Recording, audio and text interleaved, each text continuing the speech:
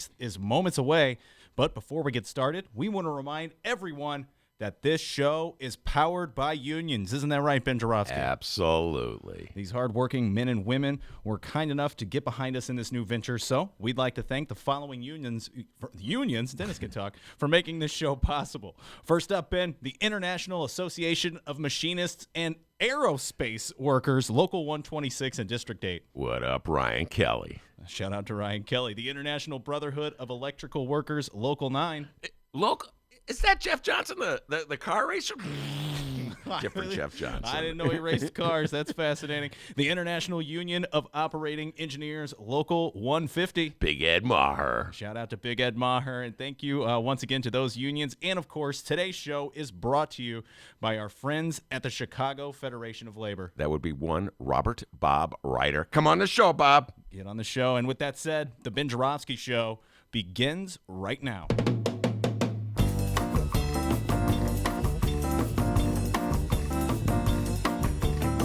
Yes, it is Wednesday, March 6th, and live from the Chicago Sun-Times studio on Racine Avenue, this is the Ben Joravsky Show.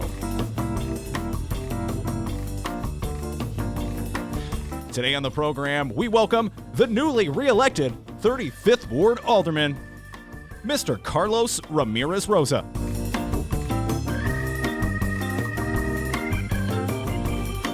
And now your host, not newly elected, but newly hired, Chicago Reader columnist, Ben Joravsky. Hello, everybody. Ben Joravsky here. We're calling this If You Say So Wednesday. And here's why. Great story in today's New York Times. Oh, show those listeners that newspaper, please. It just fell apart. It's that's our host, ladies and gentlemen. There we go. Home delivered, as always, the New York Times. Anyway, you remember President Trump, don't you, D? Huh? Oh, yeah. With all the mayoral talk. We haven't forgot you, Donald John Trump. Don't worry. We're going to be talking about you. Anyway, the headline in the New York Times says it all, and I'll read it. Sway senators, pay fixer, check dates, hint at parallel lives of sitting president, and then the lead fleshes it out. On a busy day at the White House, President Trump hosted senators to talk about tax cuts, accused a Democratic congresswoman of distorting his condolence call to a soldier's widow, and suffered another court defeat for his travel ban targeting Muslim countries. And at some point on Wednesday, October 18th, 2017, Mr. Trump took the time to sign a $35,000 check to his lawyer who had made hush payments to prevent alleged sexual misconduct from being exposed before the 2016 presidential election. Yes, folks.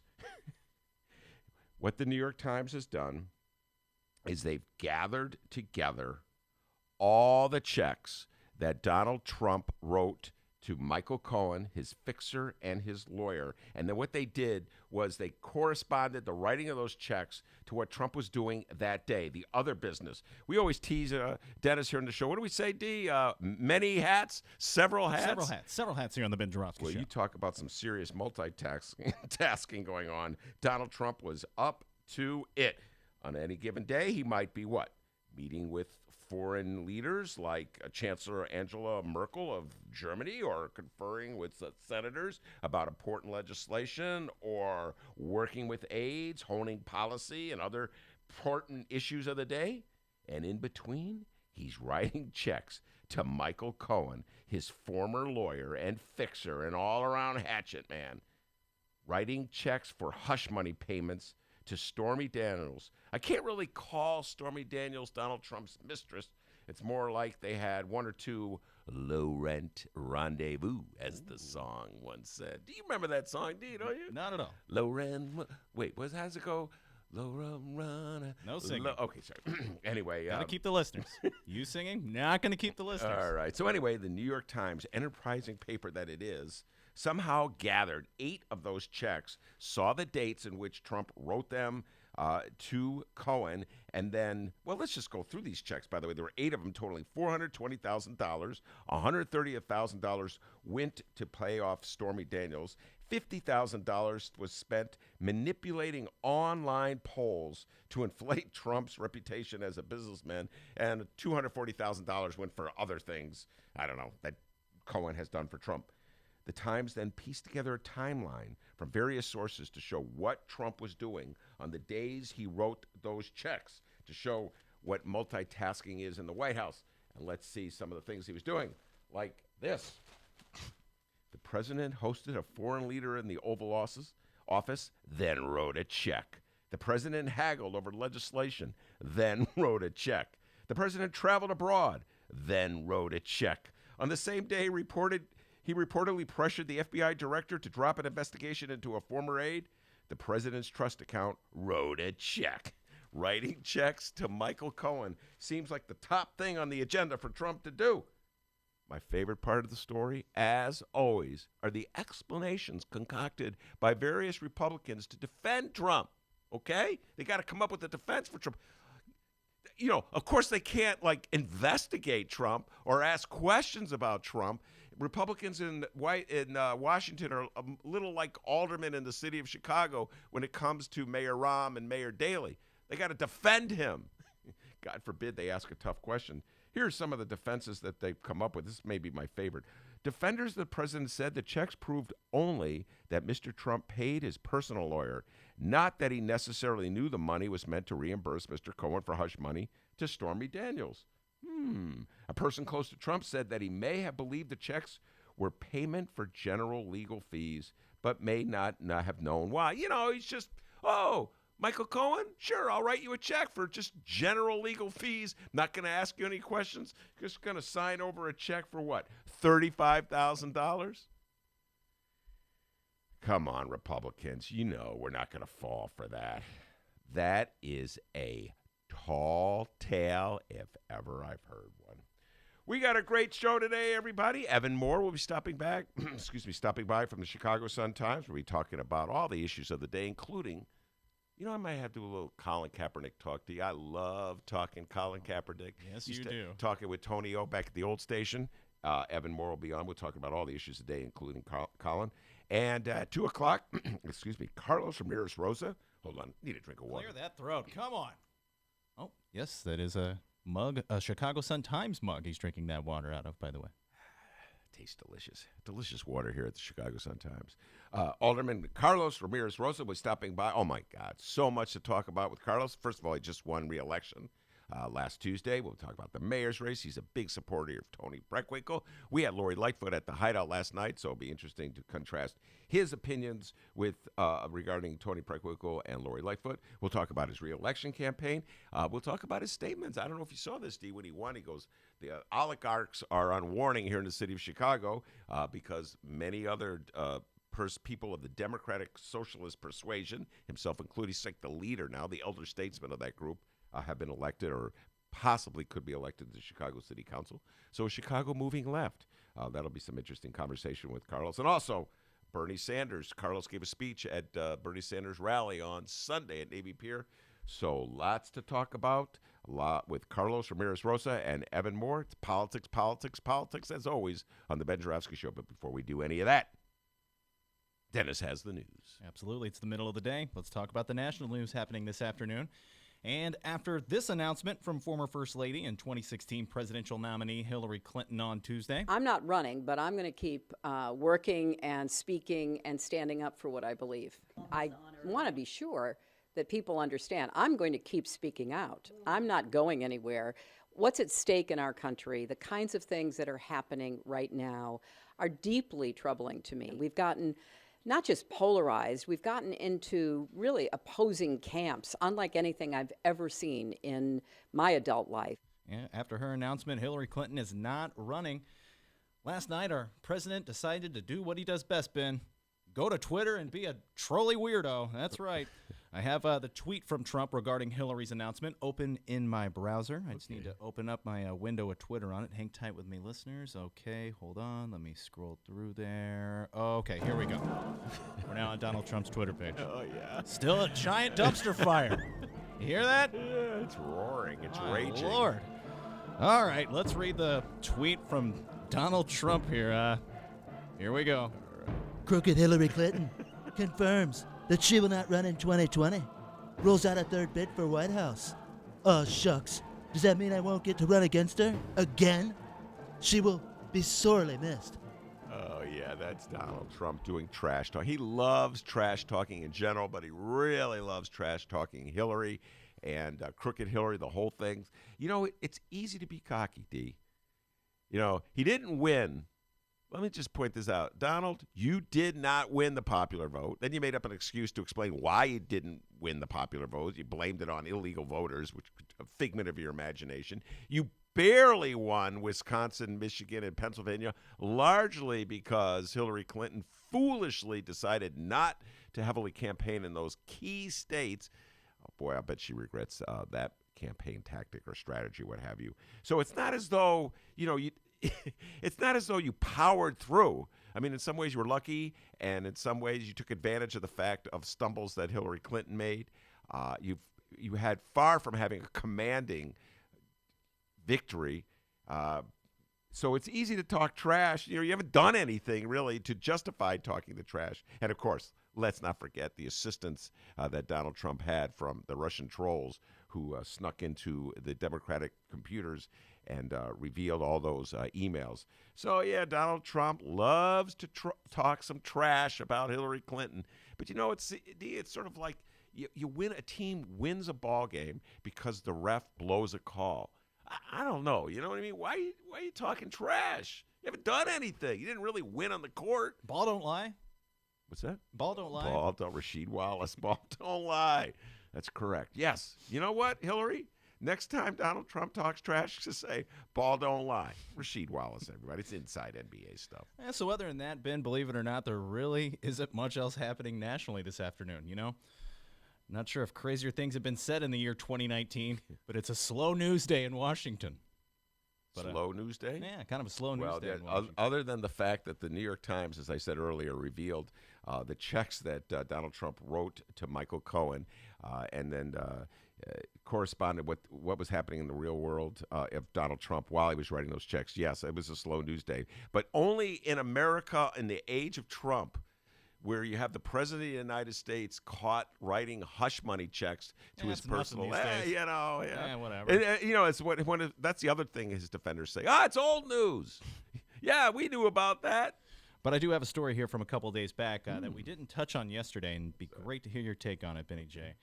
The House Judiciary Committee announced Monday that it is sending letters seeking information and documents from more than 80 groups, organizations, and individuals as part of its sweeping investigation into President Donald Trump's campaign, businesses, transition, and administration. Representative Jerry Nadler said on Sunday the requests for documents are to, quote, begin investigations to present the case to the American people about obstruction of justice, about corruption and abuse of power. Ben, thanks to CNN.com, I have obtained the list. Yes, ladies and gentlemen, we have the documents. My Alex Jones impression. It's Alex Jones. It's different than Bernie Sanders. A little different. More of a twang on Alex Jones and the Bernie Sanders. But I do have 81 names of people, organizations, or groups that have received a letter. Right. And no, Ben, we're not on the list. Oh, yeah. Good to know, right? I was getting a little worried there. But there are quite a few familiar names, though. Okay. So, Ben, let's run through the list here. And let's find out who exactly. Conquistador, your stallions. Sorry. No singing. No, sir. Listeners are gone. It's just you and me talking to ourselves here.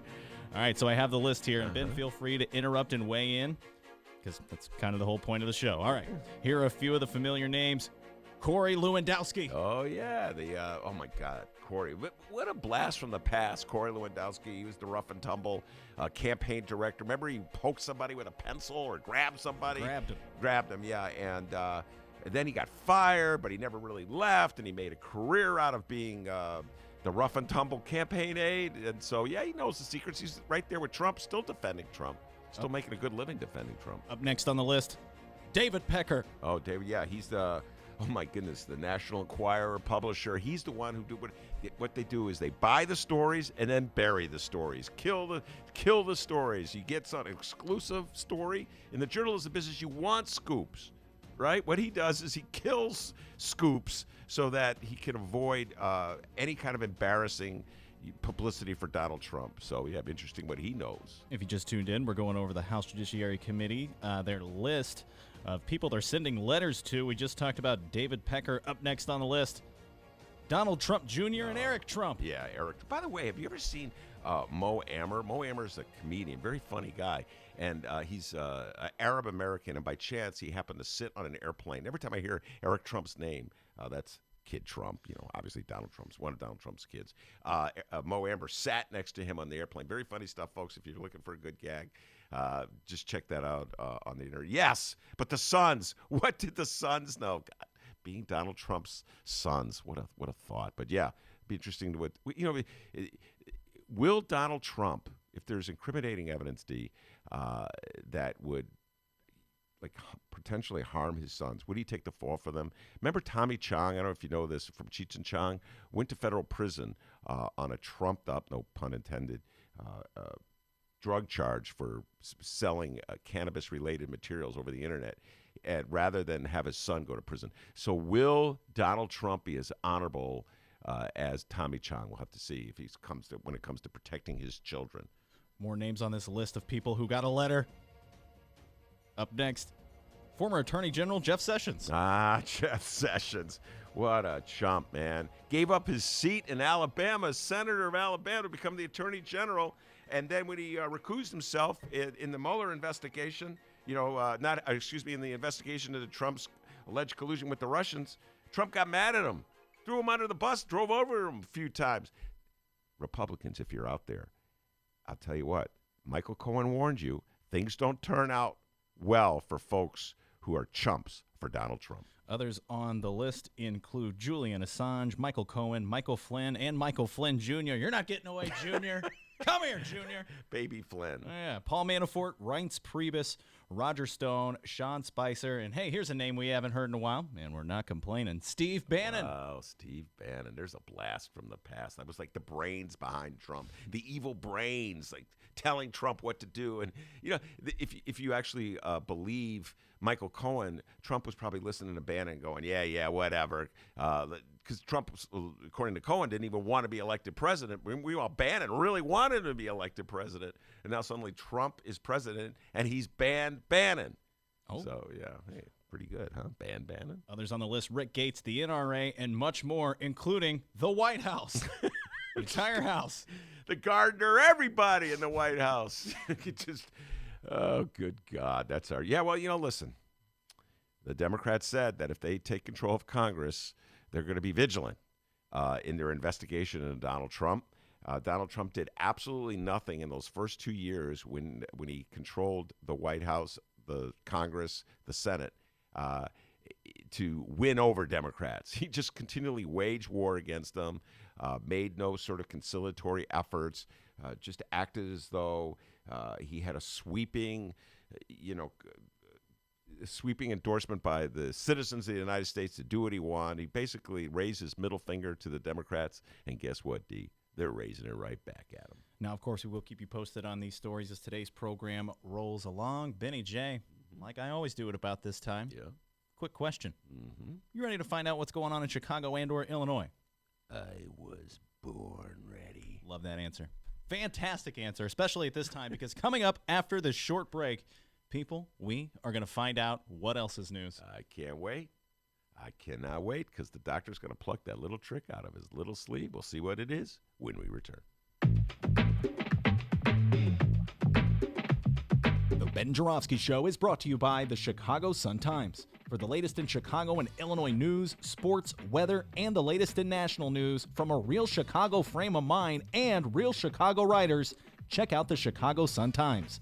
Read the daily paper or online at chicago.suntimes.com. And hey, if you have a little extra cash, subscribe.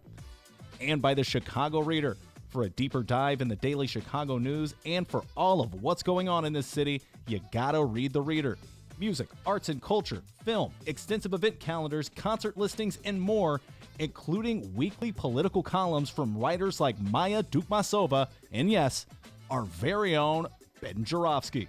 The Chicago Reader is free in newsstands and at chicagoreader.com. That's chicagoreader.com.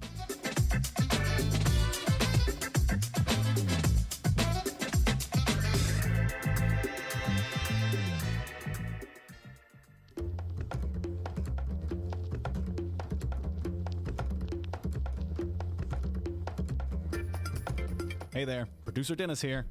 Thanks for finding and listening to the brand new Ben Joravsky Show. All right, so here's how this works.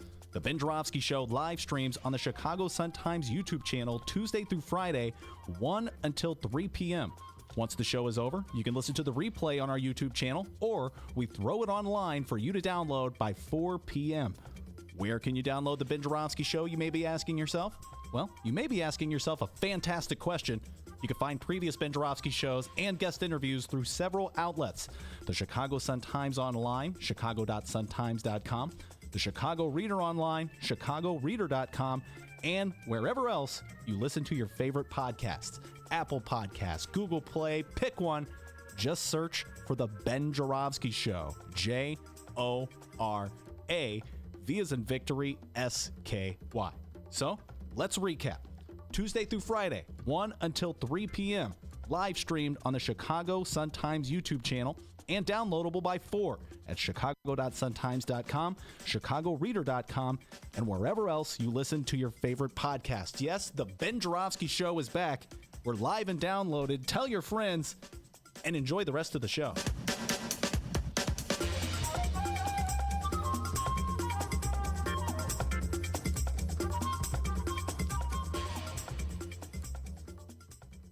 Hey, welcome back to the Ben Joravsky Show. Benny J, take it away. All right. Before we turn it over to D for the local news, I must make a very important statement here.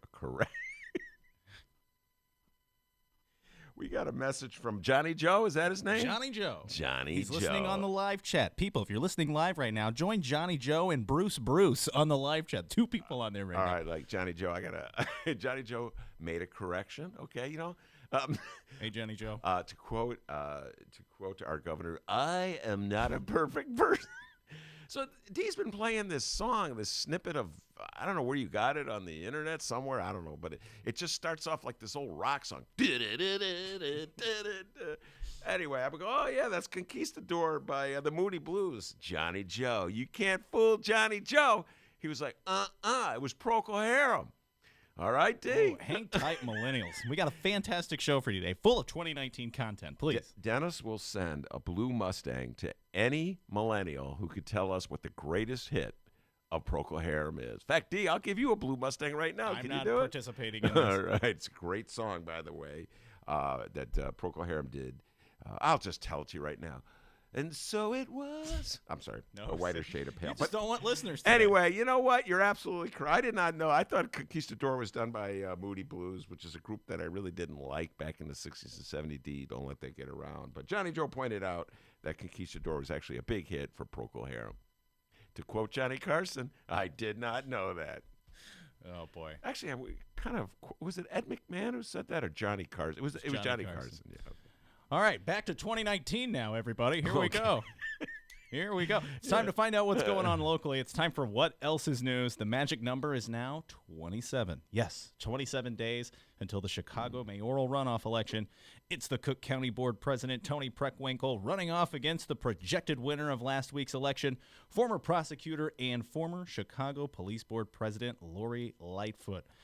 You know, Ben, although this runoff is exhilarating, and the thought of a new black woman mayor in less than a month is pretty sweet. But we cannot forget about our current white guy mayor, but thank God for not much longer. Yes, today we're talking about Chicago Mayor Rahm Emanuel. Rahm made the national news today. Well, last week, rather. But first, Ben Joravsky, mayoral candidate Lori Lightfoot, was your guest last night for your first Tuesday show with Mick Dumke at the Hideout. If you could, please give us a recap here. Thoughts on last night's sold-out show? Yeah, it was a blast. It was really a fun event. If you're a political junkie or a political nerd, a geek, what have you, the place was packed. There were Mike Flannery showed up from Channel 32. That was one of the highlights of the night. Let me just put my microphone. This microphone was like a yardstick or something. It looked like that microphone Bob Barker used to use in The Price is Right. Yeah, that's right. Here, come on down. Or was that The Price is Right? Anyway, so it was a lot of fun, and I have to say Lori Lightfoot did a very good job, in my humble opinion, of just handling all the different questions that were thrown at her, not just by Mick and myself, but we took questions from the audience, as we always do. And there were some critics in the crowd who have had hard things to say about Lori Lightfoot, just by virtue of the fact that she's a former prosecutor. That does not sit well with them. And and then there were some critics in the crowd who had some tough questions for her regarding her stint on the police board and the way they adjudicated cases of misconduct against police officers. And then the corporate lawyer question, which I thought was her answer was very strong. I can't remember who asked that one. It's either me or Mick. I just don't remember. Of course, Tony Preckwinkle is trying to blast Lori Lightfoot, turn people against Lori Lightfoot by airing commercials where they talk about her as a corporate lawyer, as though people in the city of Chicago would turn against her because she's a corporate lawyer, was a corporate lawyer. Well, she still is, I guess. She will still be until she's mayor, if she's elected mayor. And the notion being that somehow or other a corporate lawyer cannot relate to working people, middle-class people, poor people, et cetera, et cetera. And she gave a pretty strong defense of that, articulating that she's a little disappointed that Tony Preckwinkle would have used that, of all things, against her because she came from a working-class family of her own, and she was, I think, one of the first people in her family to go to college, and it was a great achievement for someone from her background to make it to the University of Chicago Law School, get that law degree, and become a professional. That's what you want from young black kids who are coming out of working class backgrounds. And so why would you denigrate her with that? So I think that was a pretty strong answer she gave to that corporate lawyer campaign that Tony Preckwinkle was running against her. All right, so in case you missed last night's show, do not worry. We have the entire first Tuesday show posted on the Ben Joravsky Show Facebook page. Just scroll down and you'll find it. A very learned interview with 2019 Chicago mayoral candidate Lori Lightfoot. Ben, spell that last name for him for the people out there who want to go find that. Lightfoot? Yeah, sure. No, Joravsky. Oh, I'm sorry. Jorav as in victory, as unfortunately my beloved Bulls did not do last night. They had the lead in the fourth quarter, but the defense could not V hold. as in victory. Oh, I'm sorry. Jorav as in victory, SKY. Fantastic. All right, now, while I'm sure it's a welcomed feeling for a lot of you, like I said earlier, we cannot forget about our current mayor. Rahm Emanuel, all right? The following comes from the political bulldogs over at Illinois Politico. Mayor Rahm Emanuel is emerging as a persistent critic of President Donald Trump. In his latest whack at the president, the mayor has paid for an attack ad that features Donald Trump, in his own words, calling for Mexico to build that border wall. Here's the political director for Mayor Rahm's still active campaign committee. Quote, "The mayor believes Trump has lied about who is going to pay for the wall, and he wanted to talk about it. He thought it was important to make people know that Trump lied." This ad is running on cable TV here in Chicago and across social media channels. Now, this will be the part where I play the ad for all of you, but this ad is very television friendly, okay? A lot of text involved in this thing. It'd be kind of silly if I played it. But I'll read what the ad says. It says here, when he pitched his wall, Trump promised Mexico would pay for it. He failed to make Mexico pay. Now he's making us pay. But in 2020, we will make him pay. So, Ben, in your mind, why do you think exactly Mayor Rahm is putting this ad out? Yeah, well, Mayor Rahm is obviously trying to clean up his legacy. Around the city of Chicago, he's known as Mayor 1%. So it's kind of funny. He's leading the charge or trying to lead the charge an assault against a Republican president who has Republican policies. And for the better part of at least his first 4 years in office, he was implementing Republican policies. I always said he was like a Mitt Romney Republican, Rahm Emanuel, even though he's of the Democratic persuasion. So clearly he's trying to change his legacy, change the way people think about him, and put himself out, position himself out more as a, middle-of-the-road Democrat as opposed to a middle-of-the-road Republican, which is how he ruled Chicago. So obviously he has his eyes on some kind of future endeavor, be it in the media, as a talk show host, perhaps, you never know, or as, a candidate for some other office. Maybe he's thinking of jumping in the race for president in 2020. Oh, my God. Just thought of that for like 2 seconds and it felt awful. All right. President Emmanuel. Now, because of this ad, Mayor Rahm was booked on his favorite television show to talk about it. By the way, his favorite show. Yeah, anyone that isn't in Chicago. You see, listeners? Unlike the rest of the country, we here in Chicago actually have to live under the decision this guy makes. Yeah. So yeah, you'd better believe that Mayor Rahm had a ball with the Morning Joe crew over at Msnbc last week. Nick Confessori's with us from New York Times. Has a question for you, Nick. Hey, Mayor. So I want to ask you to put on your old hat for a second as chairman of the DCCC and a House strategist. Every time I hear that, I'm hearing like that's a yarmulke or that's something right. like Well, that. this is what I want to ask you. Oh, Mayor Rahm's got jokes. I'll tell you what. Hello. Yeah, I love this crowd. Yeah. Now, I have a few more clips of his interview with Morning Joe. We will begin with the mayor talking about why he put out his ad titled Trump's Wall. Shout out to MSNBC for the audio. Well, see, there's two things. One is he made a pledge about a wall. That's going to get all into the courts. But the second pledge that had an emotional connection with public was he was going to make Mexico pay for it. And the fact is, he not only broke that pledge, he never even actually considered it.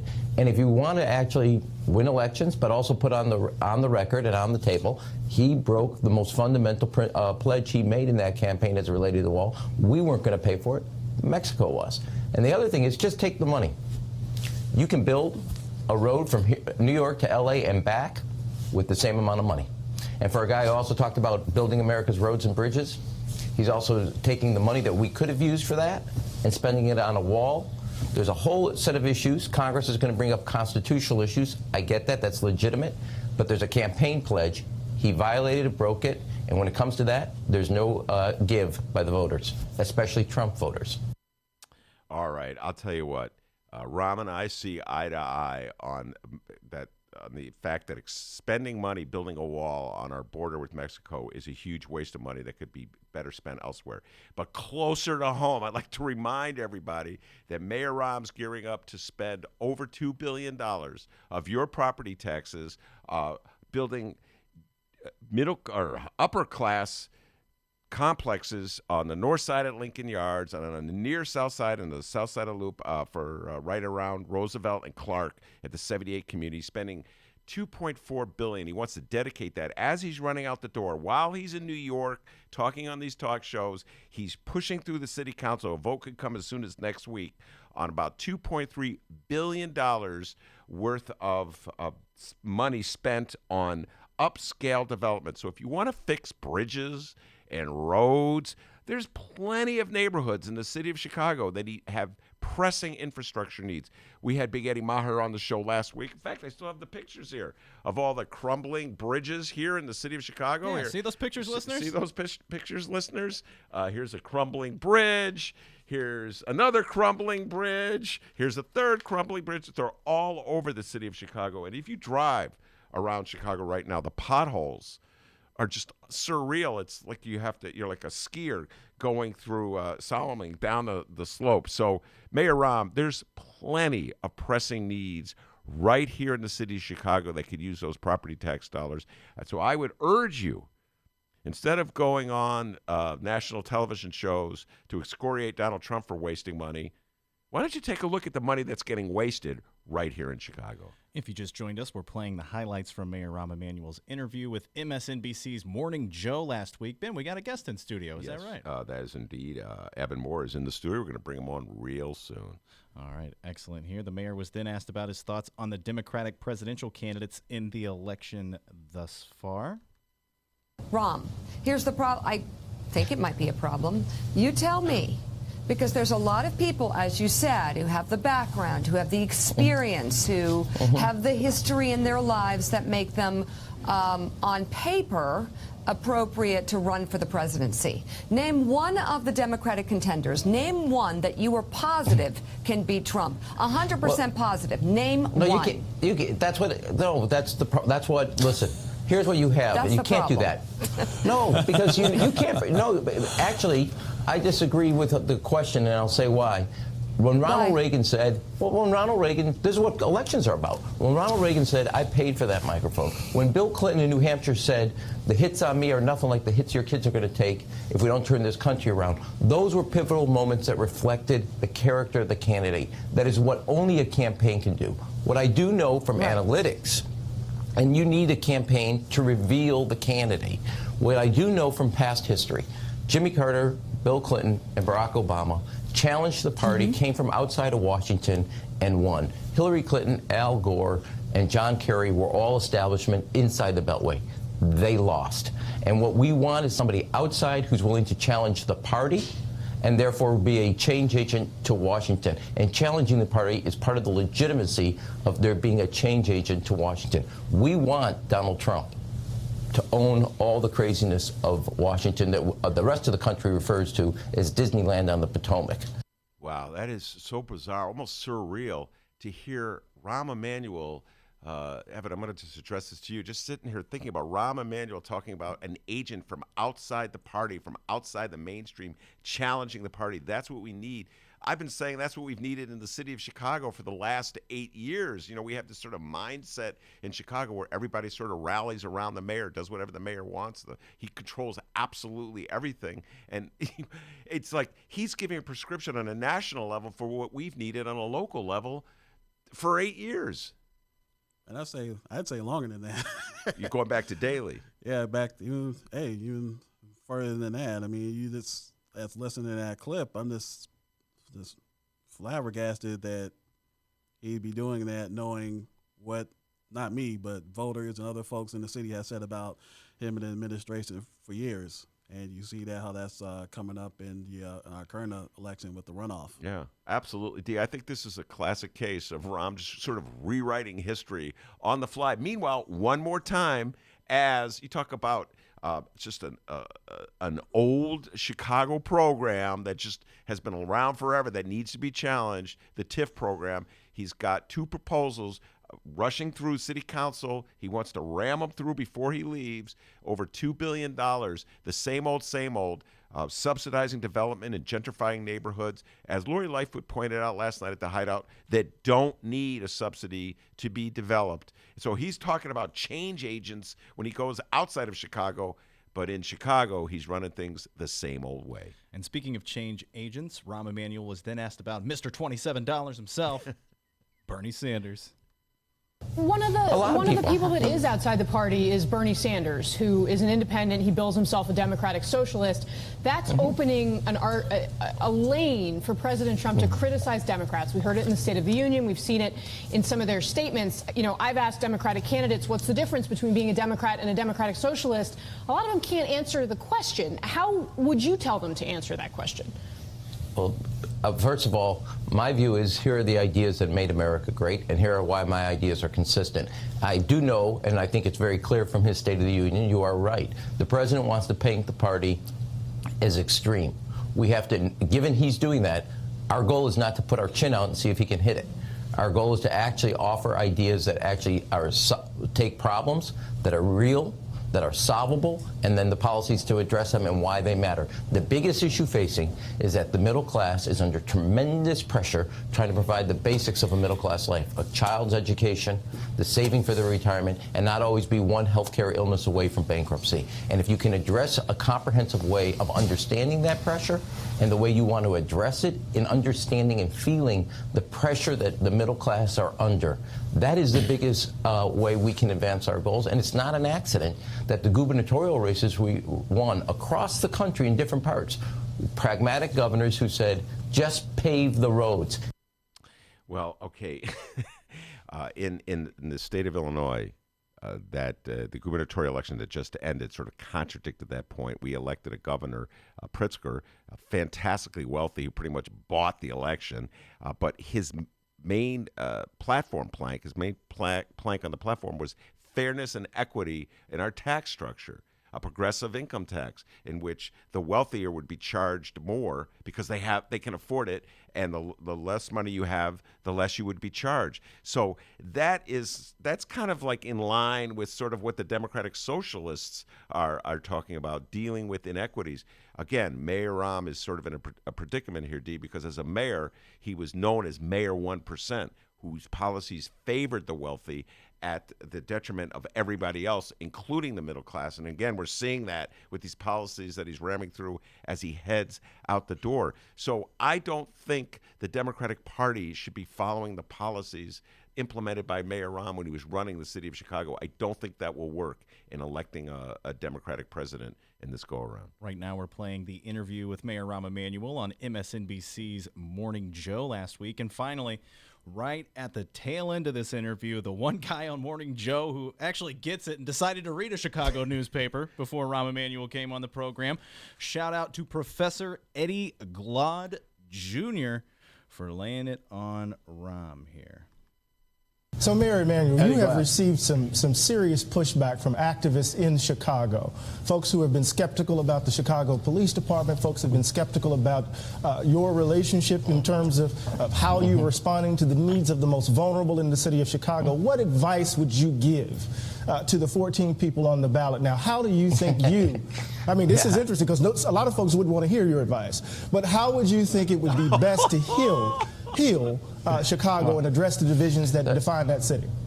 Well, the fundamental issue every big city has is inclusive growth. When I became mayor, we had the shortest school day and the shortest school year in the United States. We added an hour and 15 minutes every day. We added full-day kindergarten to every child, full-day pre-K for every child, and made community college free for children. That gives you an education, which is your passport in a 21st century, where you earn what you learn. And to me, the way you make sure that you bring a city together or a country together is through the classroom and education. We've added into Chicago, in my tenure, 4 additional years of educational time than a child had only 10 years ago they did not have. And that, if you're going to succeed, is essential for every child. Universal pre-K now happens in Chicago. Universal full-day kindergarten now happens in Chicago. Full-day school happens, and community college is free if you get a B average for every child. And 81% of the kids that are taking free community college in Chicago are the first ones in their family to go to college. And if you're going to bridge the divide of income and income inequality or the pressure on a family, it's providing free community college to make sure that everybody has a chance at success in the future. All right, wow. We're going to bring Evan Moore on after the break to talk about this, take a little deeper dive. And I'm going to just say this. First of all, it's a great question by Eddie Glaude. Is that his name? Junior. Junior, yeah. Where he said, why would anybody want to take advice from you? Great question, okay? And it's just so funny that Rahm Emanuel is revered. The further away you are from the city of Chicago, the more admiration and love he gets. So he goes to Washington or New York, does these talk shows. People are like, oh, Mayor Rahm, you're a political genius. Meanwhile, in the city of Chicago, you should have heard Lori Lightfoot last night excoriating Mayor Rahm. Toni Preckwinkle, who was more or less a Rahm ally, she's completely distanced herself from Mayor Rahm. And the notion that Mayor Rahm would use his educational record, his record as the mayor of Chicago with relation to Chicago public schools, would only work outside the city of Chicago because they don't know, Evan Moore and Dr. D, they don't know outside the city of Chicago that one of his school board CEOs is in federal prison right now on corruption charges. Another one, Forrest Claypool, had to leave in disgrace. There's a third issue of covering up sexual abuse cases. There's a fourth issue of special education monies being horribly expended. He had 2 strikes with the Chicago Teachers Union. He's widely reviled by teachers throughout the city of Chicago who view him as just a kind of like, well, Mayor 1%, to use that title. So the notion that he would, as he's heading off into the sunset, would use the public education as sort of like his, defining moment of triumph in the city of Chicago. If he has a moment of triumph in the city of Chicago, D, it's this. Under Mayor Rahm, and I think there's just no arguing this point, the city has continued to gentrify.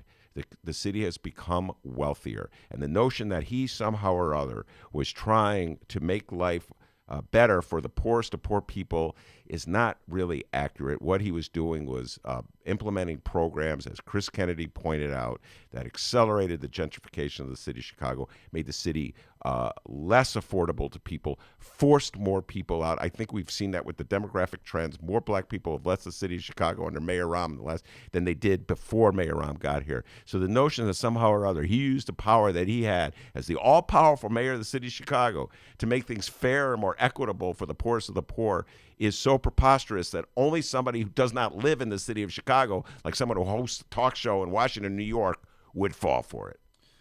So there you are. Anything else you'd like to say? No, man, Anything just get else? me fired up. All right. So there you are, just like that. You're now in the know of what's going on in Illinois and Chicago. And now you will have an answer the next time someone asks you, hey, what else is news? All right, very good. I want to tell you something, D. Okay. Something that Carlos Ramirez Rosa, Oh, cool. our guest in the 2 o'clock hour, agrees. Awesome. Something that Carlos Santana, one of the greatest guitarists of all time, thinks. Oh, excellent. And Carlos Figueroa, a kid I went to high school with. They all agree. Hey, Carlos. He was an opera singer, by the way. You did a great job. Give yourself a raise. Take it out of petty cash. We got Evan Moore sitting here. We'll be right back.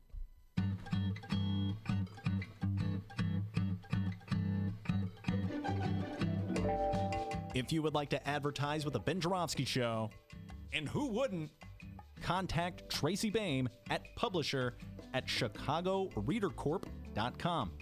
We have several advertising options for your business or organization, and quite frankly, we would love nothing more than to tell our listeners all about it. Once again, that's Tracy Baim at publisher@chicagoreadercorp, that's CORP as in Paul.com, to advertise with the Ben Joravsky Show, the Chicago Reader, and the Chicago Sun-Times. We look forward to plugging you. Okay, well, that came out kind of weird. More of the Ben Joravsky Show live and downloaded in moments.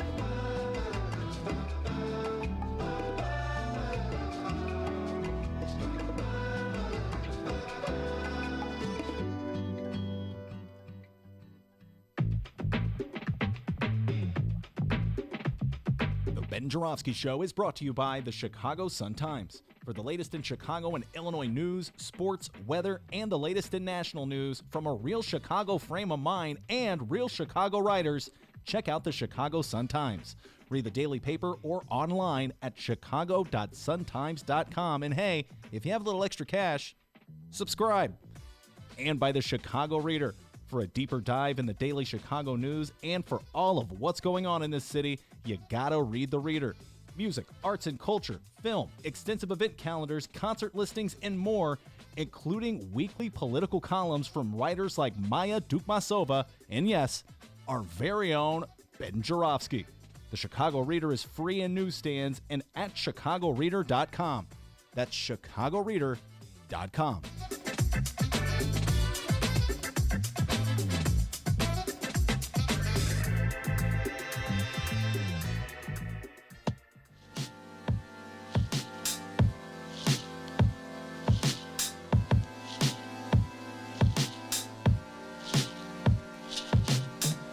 Commercial break over.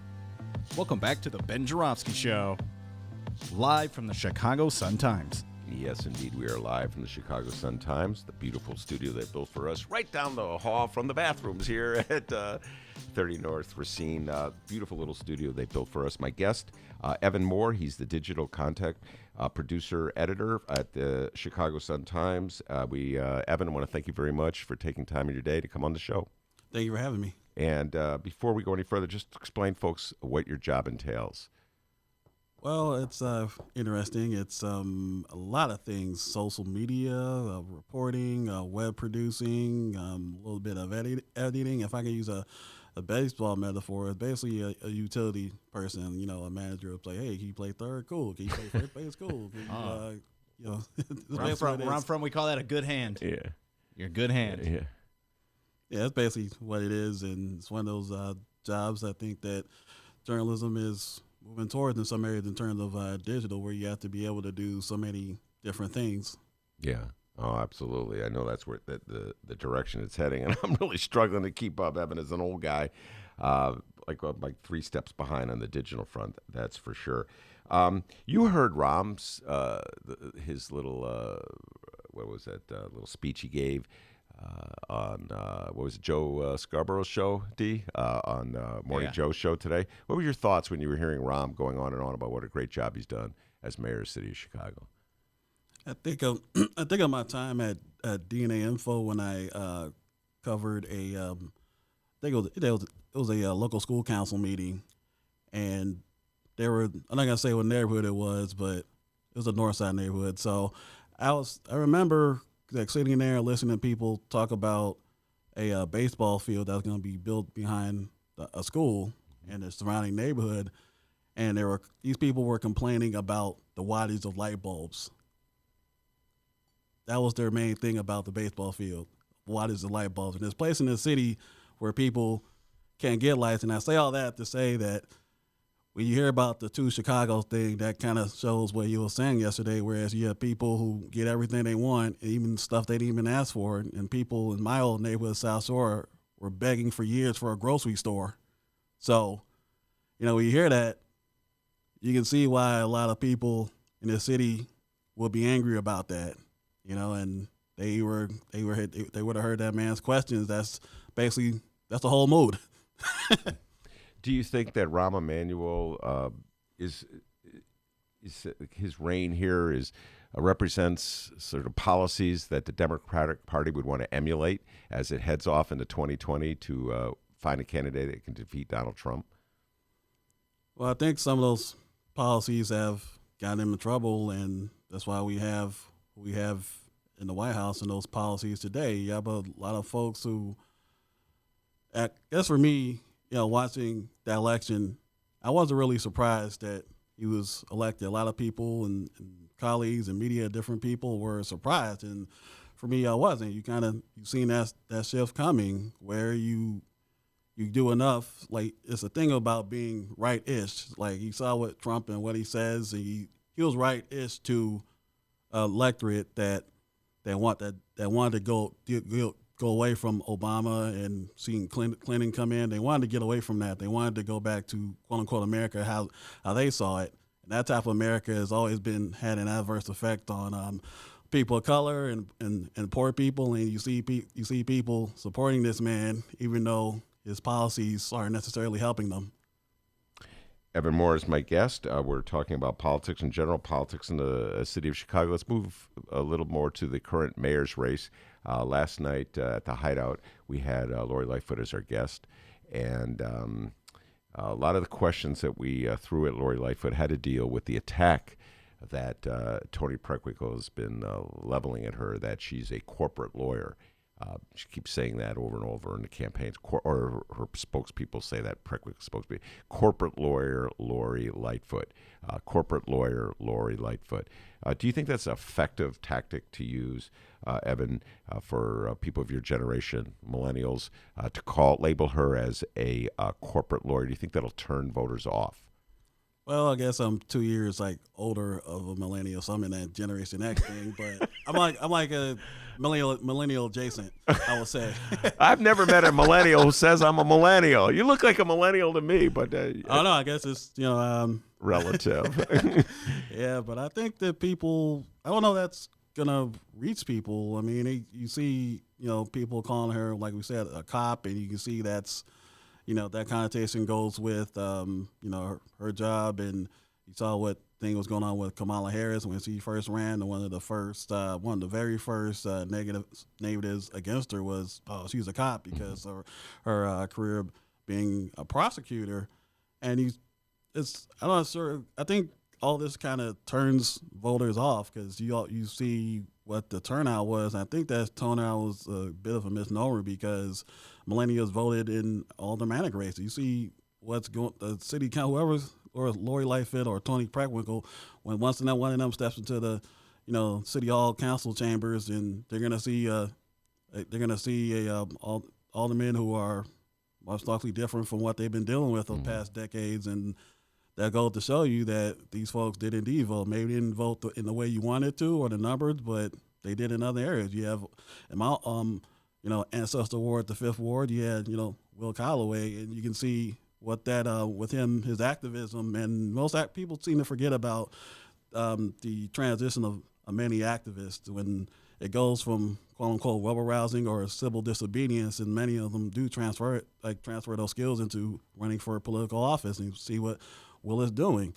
And I think when people see all this and see someone pointing fingers at someone, they're kind of looking at it. For me, it's like, back in the day watching WWF Raw and guess Monday Night Nitro or WCW, you're kind of like, well, which one should I watch? Because they're all talking crap about each other. Okay, which one better? Okay, well, I guess I'll watch both. Man, that took me back to my teenage days right there, man. Yeah. Flipping between Raw and Nitro. Oh, man, so much wrestling. No, in many ways, the mayoral election in Chicago is like a WWF production, the trash talking that's going on. But you raised that the corporate lawyer is a refrain that Preckwinkle's campaign has used against Lori Lightfoot. The other point you just raised, cop. I've heard this from so many people in the city of Chicago. They've told me just flat out, Ben, I cannot vote for Lori Lightfoot because she is a cop. Now, we asked Lori Lightfoot this last night at the Hideout. Obviously, she's not a police officer, Evan. We all know that. But she was on the law enforcement side, so they're talking about cops in the sort of like metaphorical sense. You know, they're locking people up, and I don't know. Do you think people have this like that would have a big impact on voters in the city of Chicago right now? Sort of like an opposition to anybody who even has a remote connection to police officers? I think so, because of what's happened with Jason Van Dyke and then all the different incidents over the years. And I always tell people, voting is personal. And when you're in that ballot box, you're thinking of, you see that person's name, and you see in your mind, you see all the things that's connected to that person's name. I personally knew friends who in the last election didn't vote for Clinton because they were thinking of the super predator comment. And in their minds, they looked at it like, well, that's my generation you were talking about. So why should I put you in the White House? So that's a lot of folks are honestly thinking about that. Like they'll get in a ballot box and they'll see those two names, and some people will think, quote unquote, tax winkle, or some people think, quote unquote, oh, she's a cop. So I'll write someone in, or I'll just walk out and maybe sit this one out. But it all goes back to what we've been saying about the low voter turnout and everything else. A lot of people do feel like that. Like both options, there's negatives, but they're having said all that, but there's no such thing as a quote unquote perfect candidate. Yeah. So, by the way, yesterday, not only was I at the Hideout with Lori Lightfoot, but we had a surprise visit in the studio from Willie Wilson, who, of course, is just emerging from the Tuesday election, first round of the election, as the victor in many wards on the west and the south sides. He did very well in this election. On the west and the south side. I think he took, don't quote me on this one, Evan, but I think he took 8 or 9 wards, and he was the winner in the 8 or 9 wards. I think people tend to underestimate Willie Wilson, and he was sort of saying that yesterday when he was sitting right where you're sitting in the studio. What's your thoughts on that, on Willie Wilson's role here in the city of Chicago, and whether people underestimate him?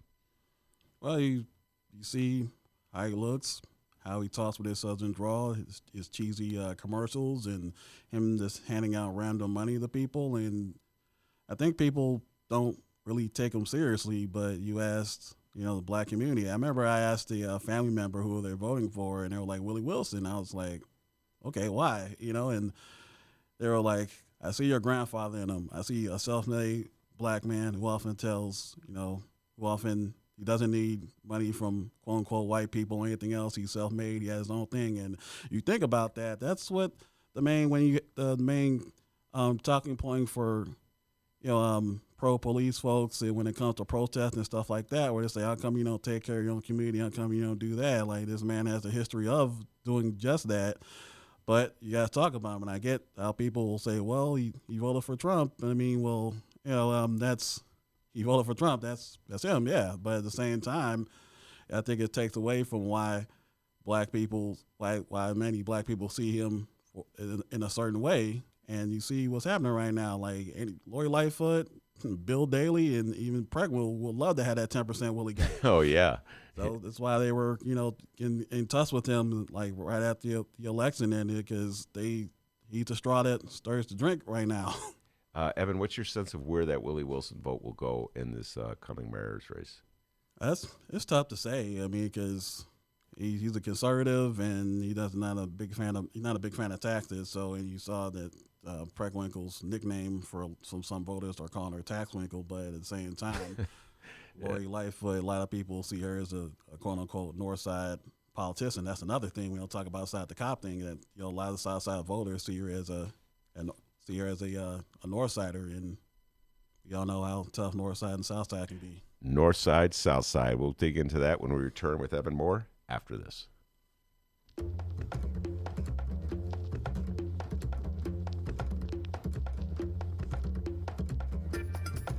Hey there, producer Dennis here. Thanks for finding and listening to the brand new Ben Joravsky Show. All right, so here's how this works. The Ben Joravsky Show live streams on the Chicago Sun-Times YouTube channel Tuesday through Friday, 1 until 3 p.m. Once the show is over, you can listen to the replay on our YouTube channel, or we throw it online for you to download by 4 p.m. Where can you download the Ben Joravsky Show, you may be asking yourself? Well, you may be asking yourself a fantastic question. You can find previous Ben Joravsky shows and guest interviews through several outlets. The Chicago Sun-Times Online, chicago.suntimes.com, the Chicago Reader Online, chicagoreader.com, and wherever else you listen to your favorite podcasts. Apple Podcasts, Google Play, pick one. Just search for The Ben Joravsky Show. J-O-R-A, V as in victory, S-K-Y. So, let's recap. Tuesday through Friday, 1 until 3 p.m. Live streamed on the Chicago Sun-Times YouTube channel and downloadable by 4 at chicago.suntimes.com, chicagoreader.com, and wherever else you listen to your favorite podcast. Yes, the Ben Joravsky Show is back. We're live and downloaded. Tell your friends and enjoy the rest of the show.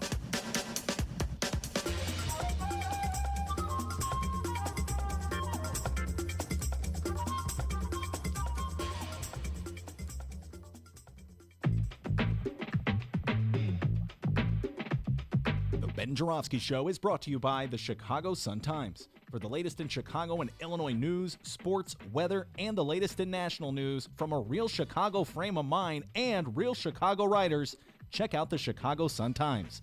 Read the daily paper or online at chicago.suntimes.com. And hey, if you have a little extra cash, subscribe. And by the Chicago Reader. For a deeper dive in the daily Chicago news and for all of what's going on in this city, you gotta read the Reader. Music, arts and culture, film, extensive event calendars, concert listings, and more, including weekly political columns from writers like Maya Dukmasova and, yes, our very own Ben Joravsky. The Chicago Reader is free in newsstands and at chicagoreader.com. That's chicagoreader.com.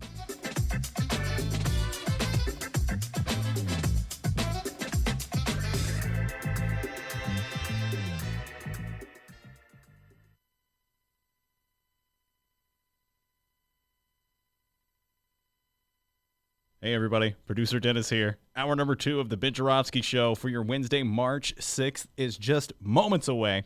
But before we get into said hour number 2, we want to remind everyone that this show is powered by unions. That's right, we're union strong. These hardworking men and women were kind enough to get behind us in this new venture. So we would like to thank the following unions for making this show possible. First up, the International Association of Machinists and Aerospace Workers. Not Aerosmith workers, Ben. No. It's Aerospace Workers, Local 126 and District 8. Got to thank the International Brotherhood of Electrical Workers, Local 9, and the International Union of Operating Engineers, Local 150. Those unions help make this show possible. And, of course, today's show and every Ben Joravsky show is brought to you by our friends at the Chicago Federation of Labor. All right, with that said, hour number 2 of the Ben Joravsky Show begins now.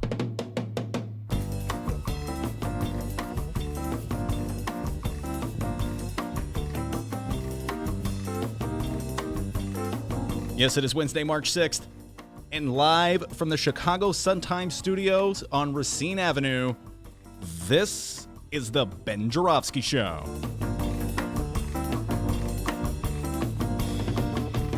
In this hour of the program, we welcome the newly re-elected 35th Ward Alderman, Mr. Carlos Ramirez Rosa. And now your host, Chicago Reader columnist, Ben Joravsky. Yes, indeed. Alderman Carlos Ramirez Rosa is on his way. He's battling the traffic. He'll be here soon. Anytime to our beautiful studio right here in the Chicago Sun-Times building. My guest in studio, Evan Moore, digital content producer for the Chicago Sun-Times. We were talking local politics before we went to the break. And Evan, you made a comment right before we went to the break the North Side, South Side divide, politically speaking. Lori Lightfoot, as you pointed out, did very well on the North Side, on the more upscale wards, on the North Lakefront in particular. She was victorious in several of those wards, did very well among the white voters on the North Side. Not that many black voters as there used to be on the north side of Chicago. When you were born, there was quite a few more. The gentrification has taken its toll on the north side's black population. She did not do as well on the south side, and it's pretty clear that if she's going to win this match against Toni Preckwinkle, if she's going to be elected mayor, she's got to get the Willie Wilson vote, put it, to identify it, to personify it. She's got to do better in the black community. Talk about the divide, the north side, south side divide.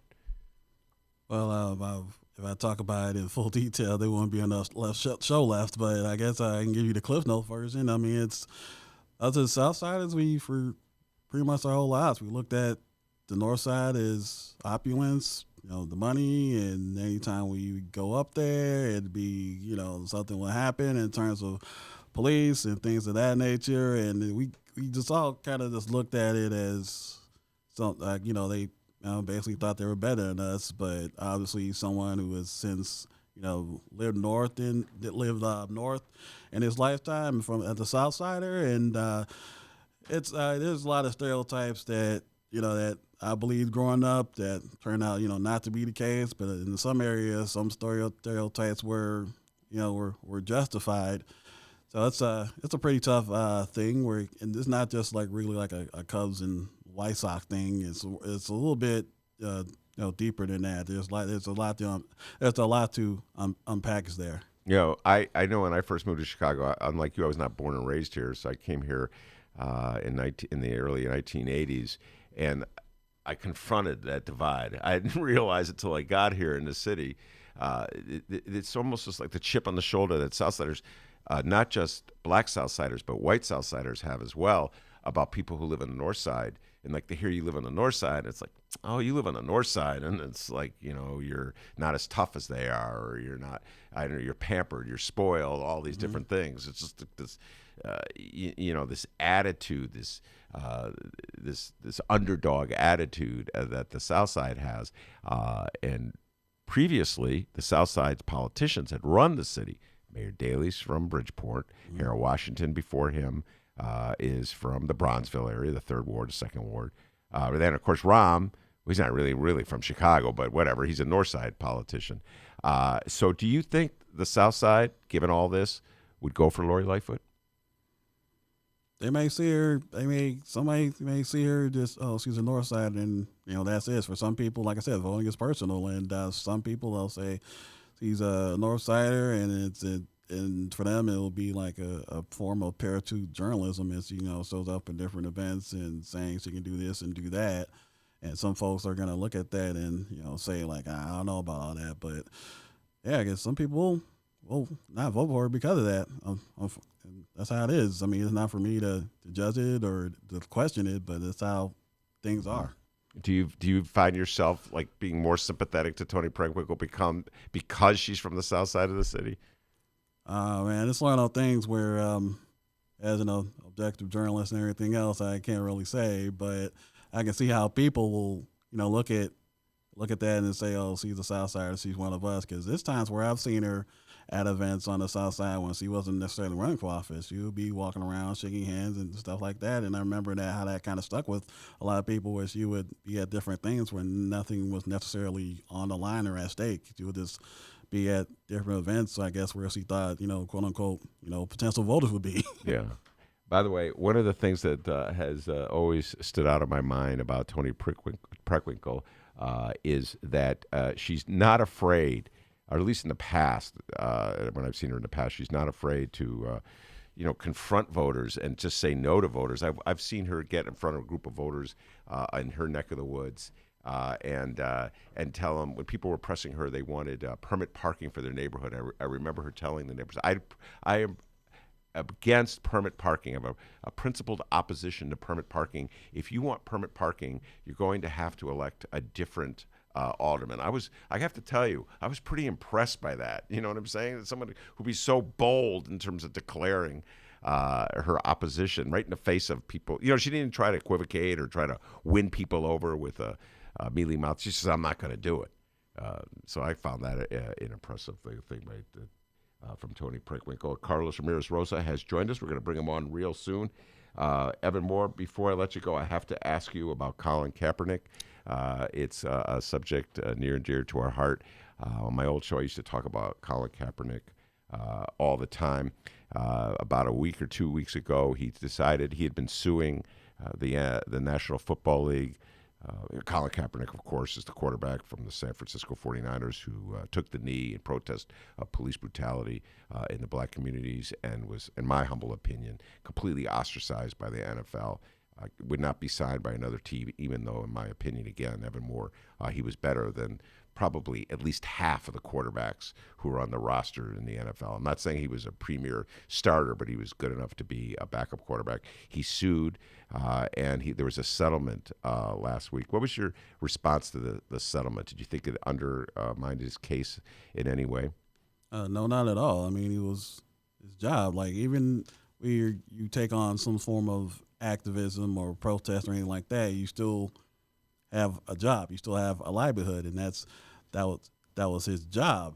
So you kind of saw how things went in terms of how the NFL's like this hypocrisy over the decades and over the years. Like this, you have guys on teams who said racist stuff, beat up teammates, beat women, and anytime, like the most recent guy, Kareem Hunt, you saw what happened with him, and he got the job back in the NFL before Colin Kaepernick did, and you saw some of the players at that position who got signed. Even the guy who Colin beat out his last time with the 49ers is still working for some strange reason. And you always tell people, like, NFL carries 2 to 3 quarterbacks, so that's maybe 60 to 90 guys. Like, you mean to tell me that he's not better than, some of the stuff the Bears have tried out in recent years? That's simple for people, and this is the guy who called America out on its, and he paid for it, and it goes to show you, like, he's our generation's Craig Hodges, I would say. Craig Hodges, of course, the great guard from the Chicago Bulls in 1992, I think it was, that he went to the White House and delivered a letter to then President George Bush saying that Bush should do more to help poor black neighborhoods in the country. And about a year later, Evan Moore, nobody would hire Craig Hodges. He couldn't get a job, even though he was the premier three-point shooter in the NBA. And shout out to Craig Hodges. Evan Moore, thanks so much for coming on. Our next guest is in the studio. We'll bring you back, talk about politics real soon, all right? All right, very good. That's Evan Moore. Carlos Ramirez Rosa in the studio. We'll be right back after this.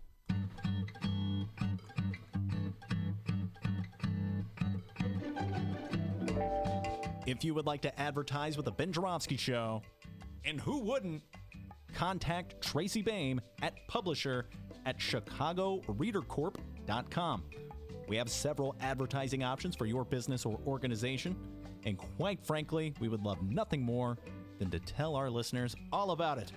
Once again, that's Tracy Baim at publisher@chicagoreadercorp, that's CORP as in Paul.com, to advertise with the Ben Joravsky Show, the Chicago Reader, and the Chicago Sun-Times.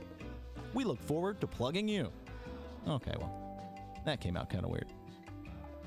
More of the Ben Joravsky Show live and downloaded in moments.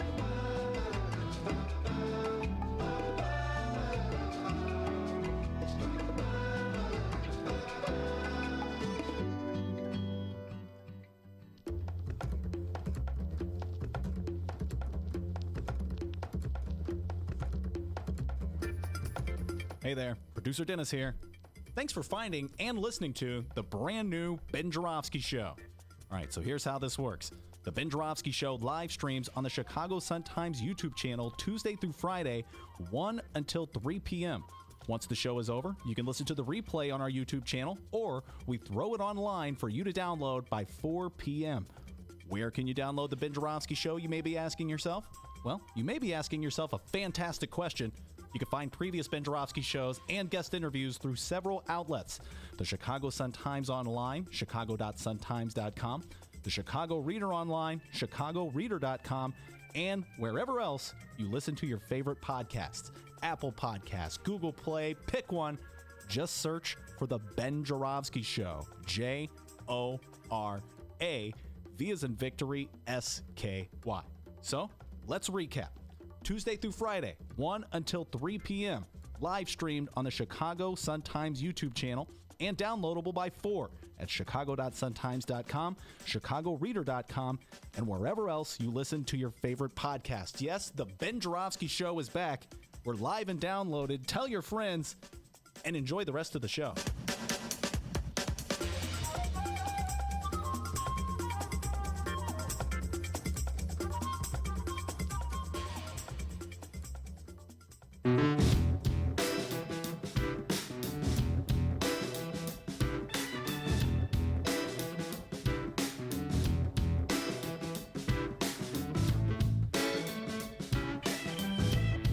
Welcome back to the Ben Joravsky Show. Benny J, take it away. All right, will do. Carlos Ramirez, Rosa in the studio, alderman of the 35th Ward on the north side of Chicago, Logan Square area. Carlos was a frequent guest on the old show, and we reached out to him as soon as we could to get him back. Welcome back, young man. Hey, how's it going? It's going pretty well. I cannot complain. And you can't complain either, and I'm going to tease you a little bit right now. You know it's coming. So about a week before the election, I got a call from Carlos going, Ben, I'm in trouble. You got to write a story. I'm in trouble. I didn't believe a word he was saying, folks. I didn't think he was in trouble at all. This is becoming a routine now. I get these desperate, frantic calls from people running for real life. Ben, I'm in trouble. I didn't believe you were in trouble. You said, no, a poll shows this, a poll shows that. And you ended up winning with how much? By 20 points, 60-40. Well, I think I recall, I go, Carlos, you're going to win with 60% of the vote. No, the polls show. So for once, I was right. Anyway, congratulations. Thank you so much. Thank you. Were you really nervous, or was it just hyperness? It was an unholy alliance of big developers, the Illinois realtors, the real estate interests, and a couple trade unions that have really bought Rahm Emmanuel and the administration's line, hook, line, and sinker, that they need TIF money in order to get jobs for their members. And so they gave about $100,000 to my opponent. Ended up outspending me and my race about 3-1. 15 negative mailers with all types of crazy misinformation, saying that I defended Ed Burke, saying that I was machine. And so that is scary. You know, when you're a freshman alderman and you're up for your first reelection and you got these folks with deep pockets spending heavily, they were paying folks $25 an hour to work against me on election day.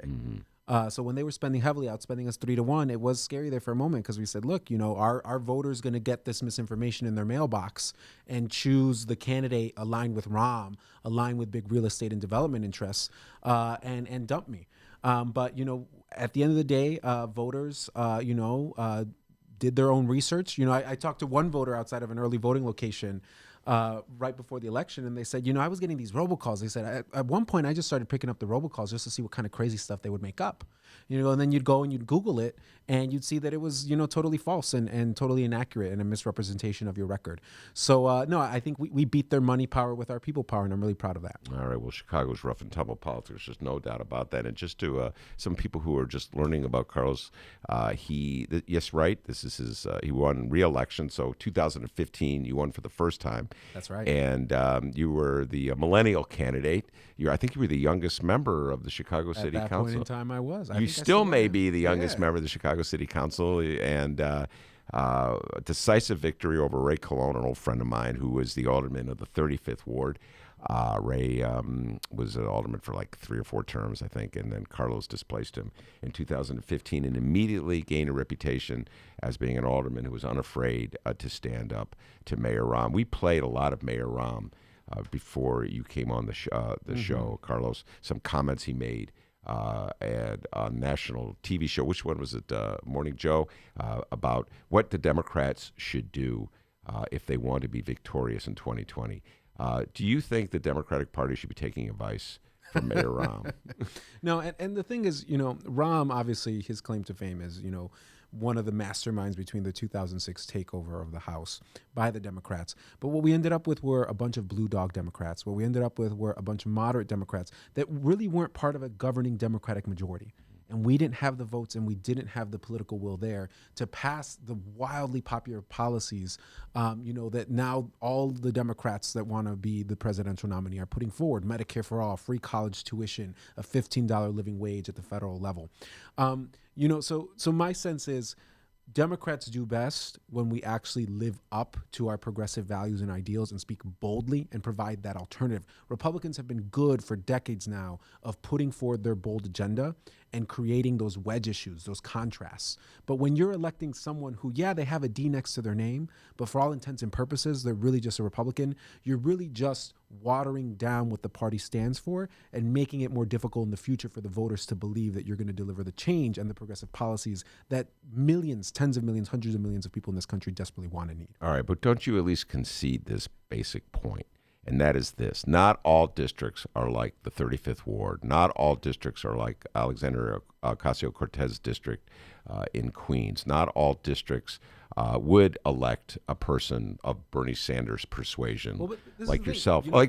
Just to finish, Lauren Underwood, who was recently elected to Congress.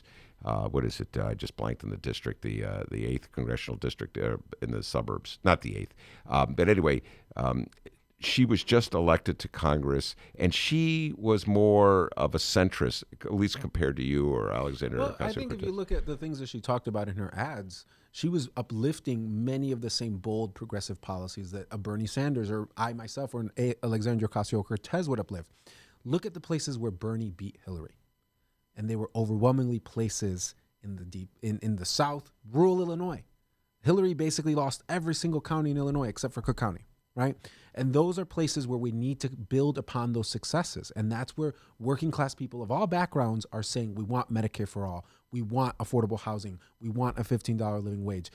Voters, both those that identify as moderate, Republican, Independent, Democrat, by wide margins, want to see those types of policies. We got to give it to them. Mm-hmm. All right, let me ask you this. Let me rephrase the question and position it this way. Because this could be a possibility if Tony Preckwinkle were to win.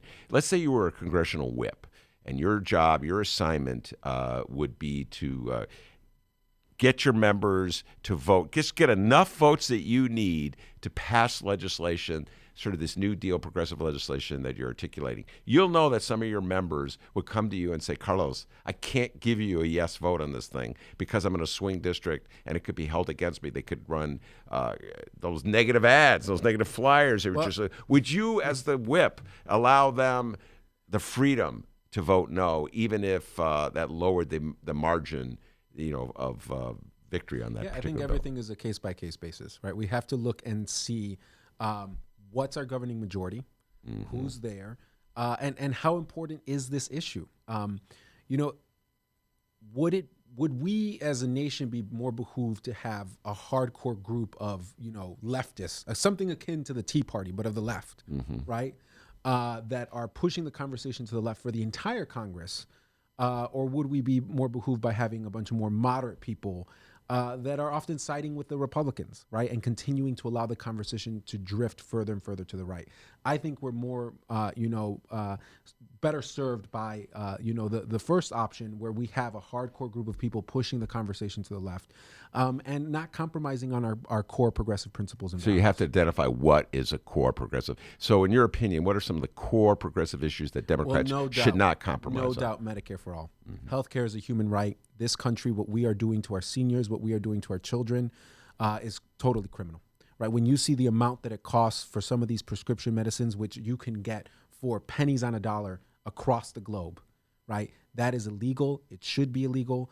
And the only way that we're going to, change our healthcare system to make sure that it serves everybody and rein in costs, because we as a country spend more on healthcare than anybody else, but the outcomes are terribly bad.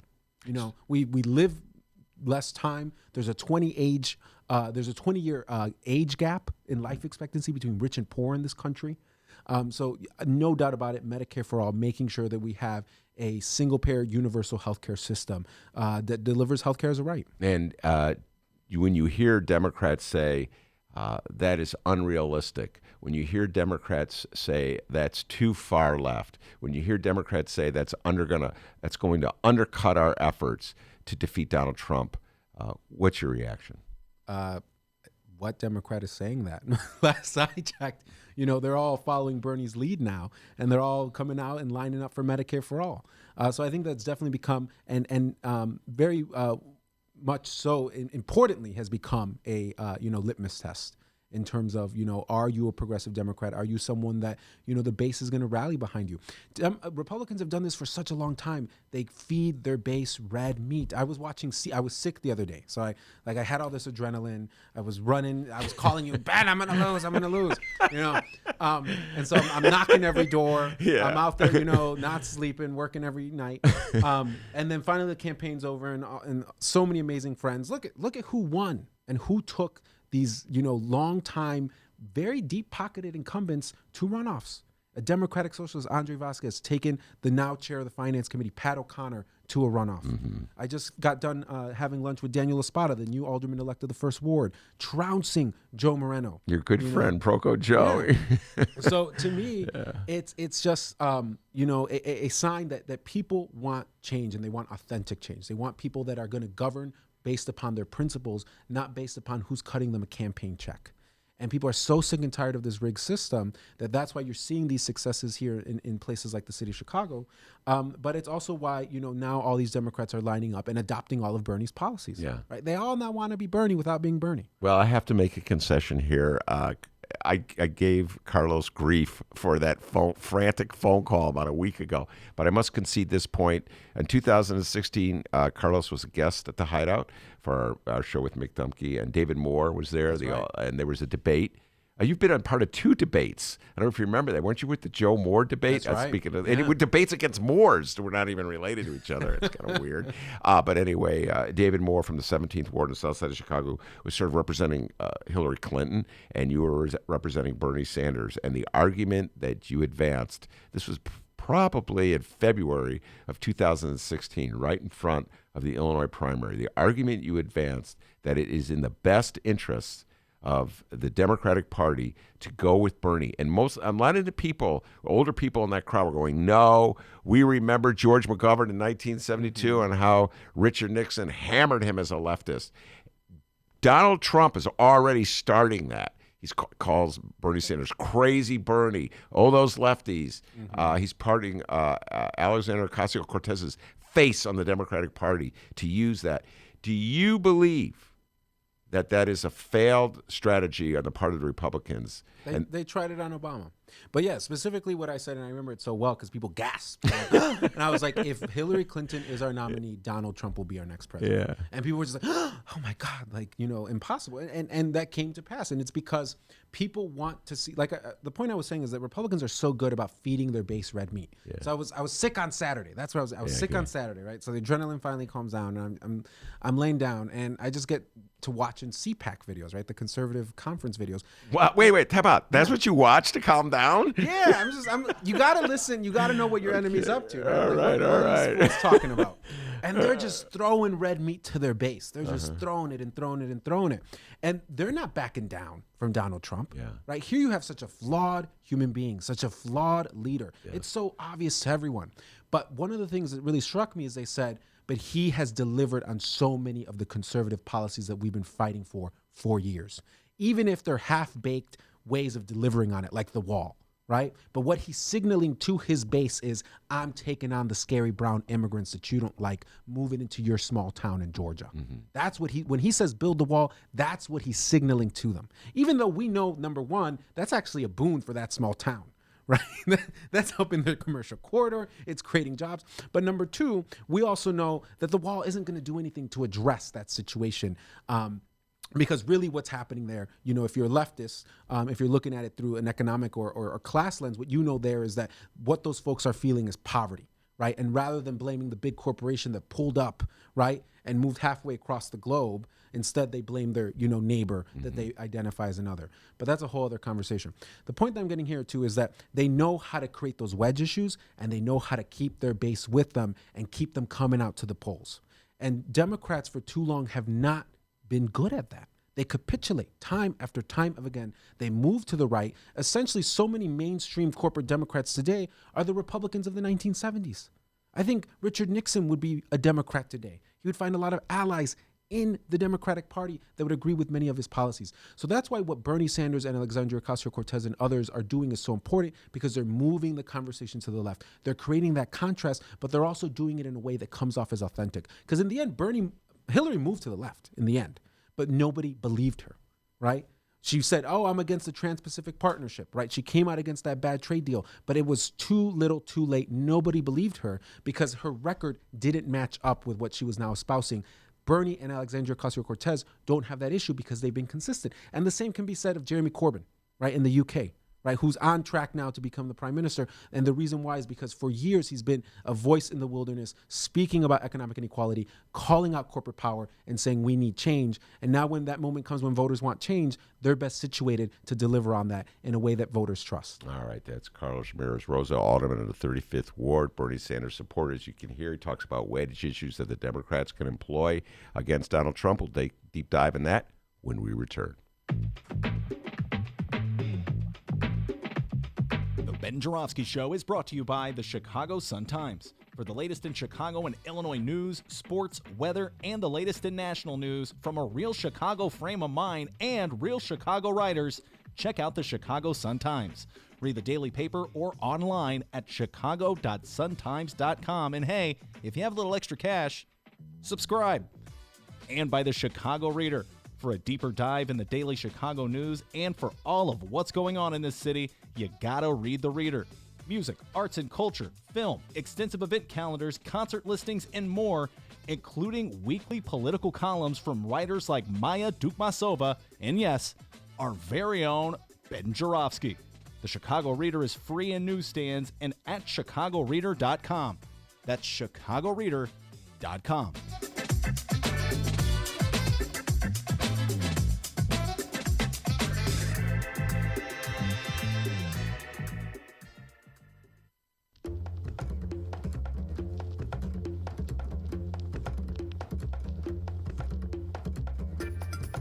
Hey there, producer Dennis here. Thanks for finding and listening to the brand new Ben Joravsky Show. All right, so here's how this works. The Ben Joravsky Show live streams on the Chicago Sun-Times YouTube channel Tuesday through Friday, 1 until 3 p.m. Once the show is over, you can listen to the replay on our YouTube channel, or we throw it online for you to download by 4 p.m. Where can you download the Ben Joravsky Show, you may be asking yourself? Well, you may be asking yourself a fantastic question. You can find previous Ben Joravsky shows and guest interviews through several outlets. The Chicago Sun-Times online, chicago.suntimes.com, the Chicago Reader online, chicagoreader.com, and wherever else you listen to your favorite podcasts. Apple Podcasts, Google Play, pick one. Just search for The Ben Joravsky Show. J-O-R-A, V as in victory, S-K-Y. So, let's recap. Tuesday through Friday, 1 until 3 p.m. Live streamed on the Chicago Sun-Times YouTube channel and downloadable by 4 at chicago.suntimes.com, chicagoreader.com, and wherever else you listen to your favorite podcast. Yes, the Ben Joravsky Show is back. We're live and downloaded. Tell your friends and enjoy the rest of the show.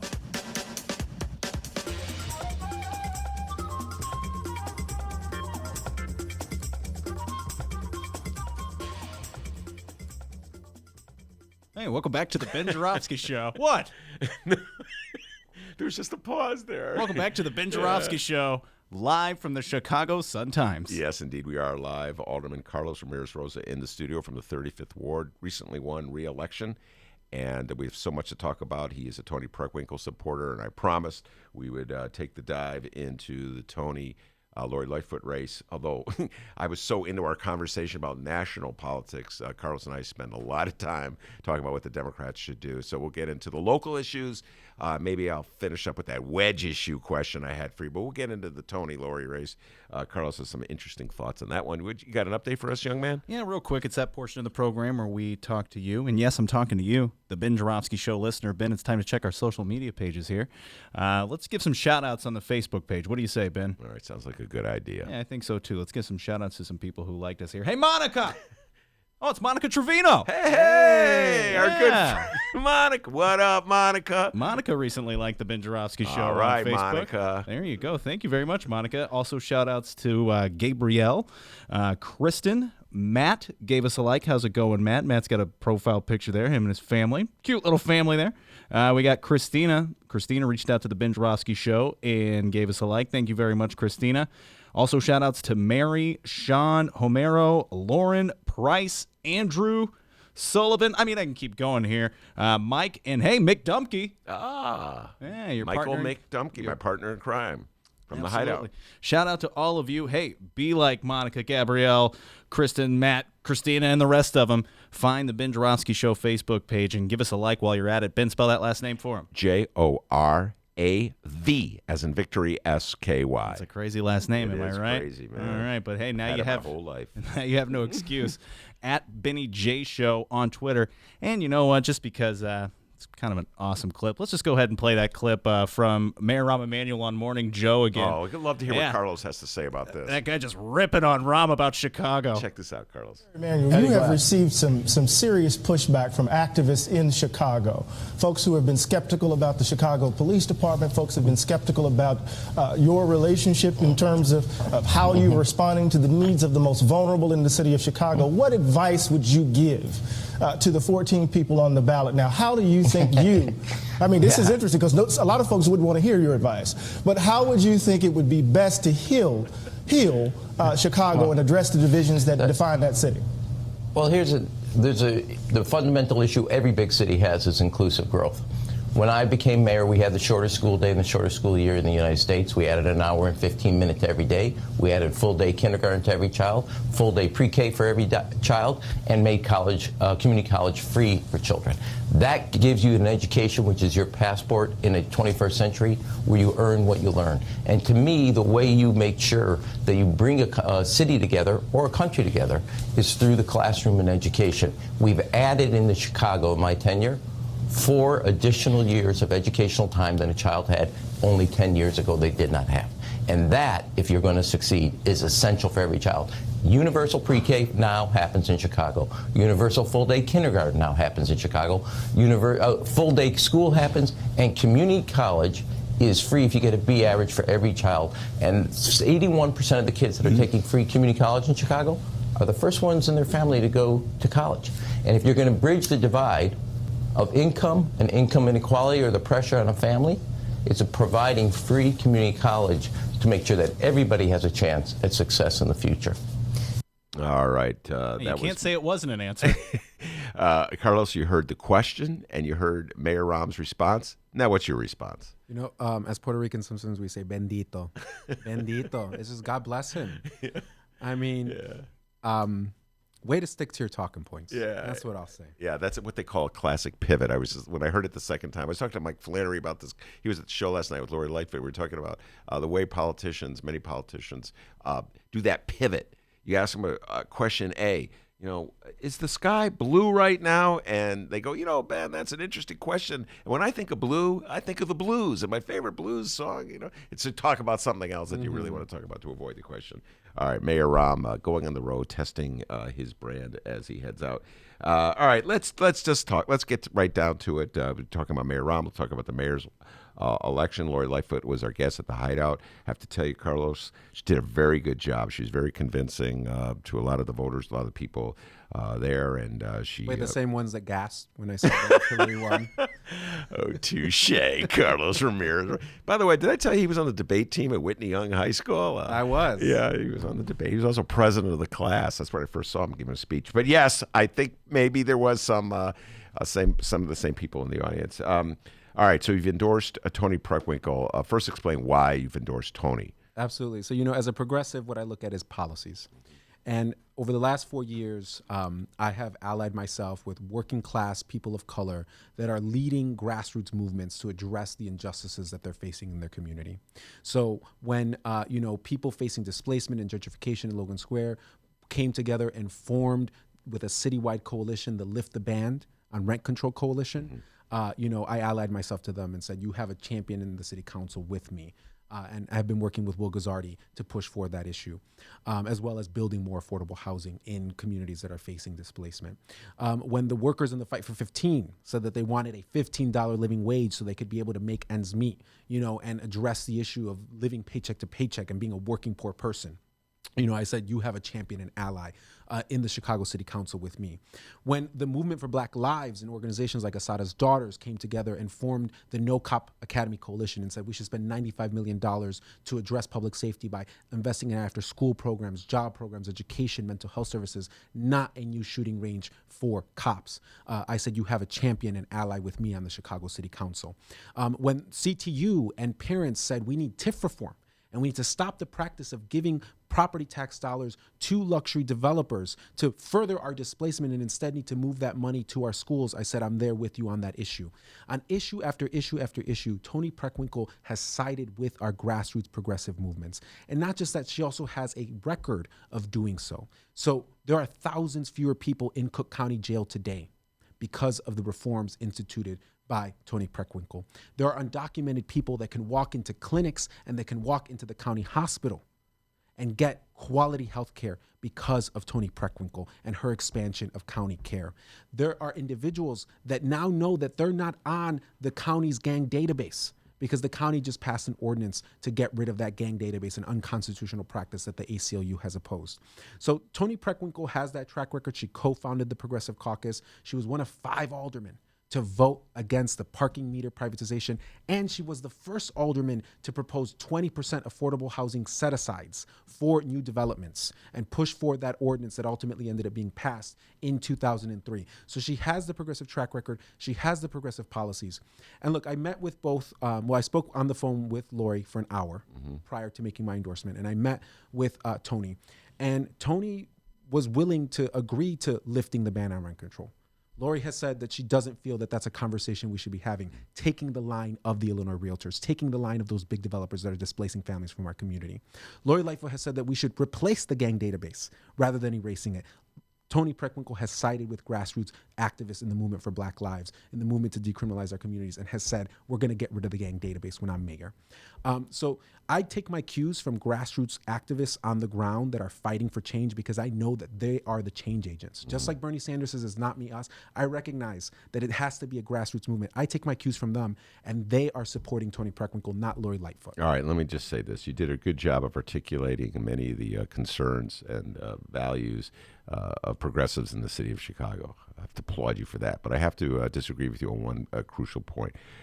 Toni Preckwinkle, I've been following her career for a long, long time, has been largely missing in action on almost all of those issues in relation to Mayor Rahm and his proposals over the last 8 years. She's had sort of a tacit... And what was Lori Lightfoot doing? Helping implement them? We'll put Lori to the side for a moment. And that's just, not true. Toni opposed the school closure. She came out against that. Kind of Toni quietly. opposed the mental health. We could have used Toni to run for mayor in 2014. I'm not saying that Toni Preckwinkle is our progressive savior. Okay. I'm not saying that, she is our... You're not saying that she was on the front line in any of these battles. But what I'm saying is that she has adopted the demands from our grassroots movements. It's championing them. Lori Lightfoot isn't. Fair enough. So my point I want to make here is a point I make all the time when I talk to progressives is that we've not had in the city of Chicago a progressive movement with a single or even 2 or 3 leaders that you could point to and say, this person is the leader. This person was there in 2012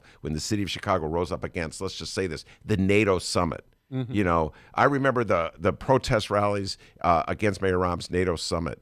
And I didn't see Toni Preckwinkle there. I didn't see Lori Lightfoot. I was there. I saw young Carlos there. I was there. Yeah, I have no doubt you were there. All right, Tom Murillo. I saw Tom Murillo rage against the machine. He was there, and the nurses union was there. But I didn't see Toni Preckwinkle. I could go down the line from that first year. Those school closings, that first batch of school closings, there was mild criticism from Toni Preckwinkle. I did not see her standing up and denouncing them. I didn't see her at the press conferences next to Karen Lewis fighting those. Toni, and most important, in 2014, when the progressive movement needed a champion to run against Rahm, I didn't see Toni Preckwinkle stepping forward to do that. In fact, she stepped back and wouldn't do that. You're absolutely right.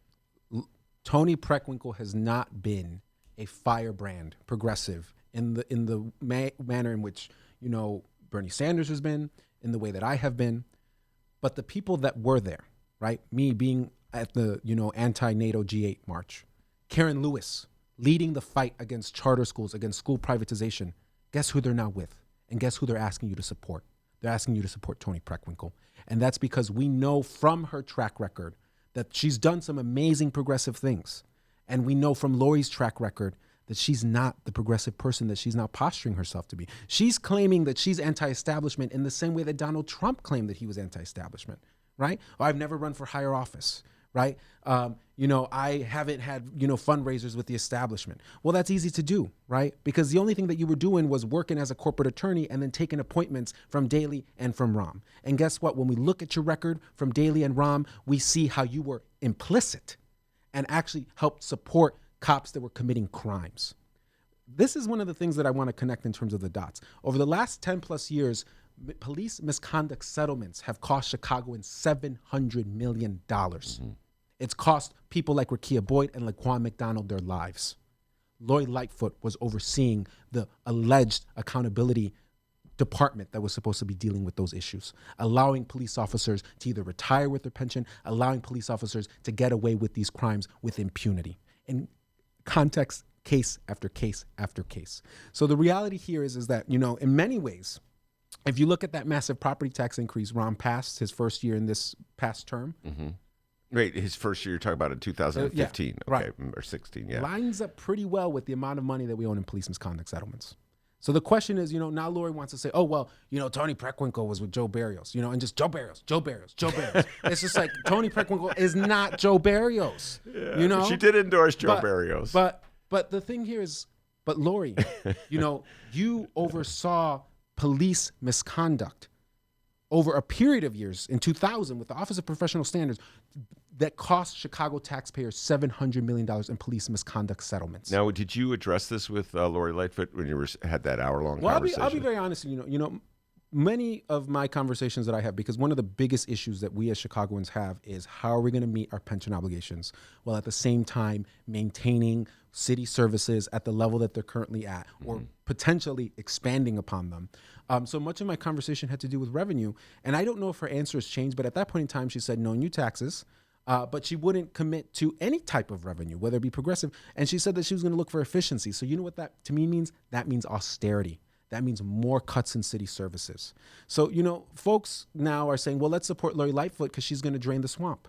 She's a corporate attorney. She's a partner. Yeah. Mayor Brown, one of the leading corporate law firms in the city, she is the swamp. Yeah. She's making millions off the swamp. And now you want a corporate attorney that has spent their last several, years making millions off of defending corporate power to now have the most powerful position in the city of Chicago. Who do you think is in her Rolodex? Who do you think has the ability to pick up the phone and call her?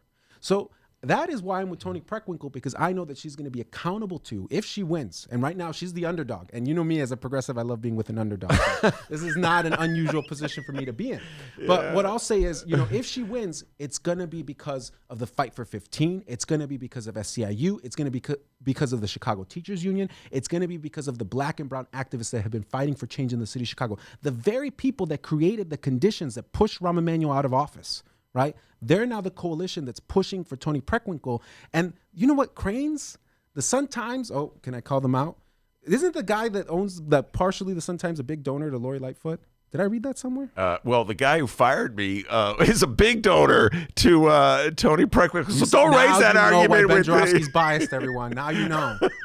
Oh, that is funny. Carlos Ramirez Rosa. This is name. He's in the studio and he's giving his reasons, his explanations for endorsing Lori Lightfoot. I will say this. You make a very strong and passionate argument, as you always do, Carlos Ramirez Rosa. Before we go to break, I'm going to say one thing for you to think about before we go to break. Sure. And that is, when the moment came to stand up and challenge Rahm Emanuel, Lori Lightfoot did it. But Toni Preckwinkle did not.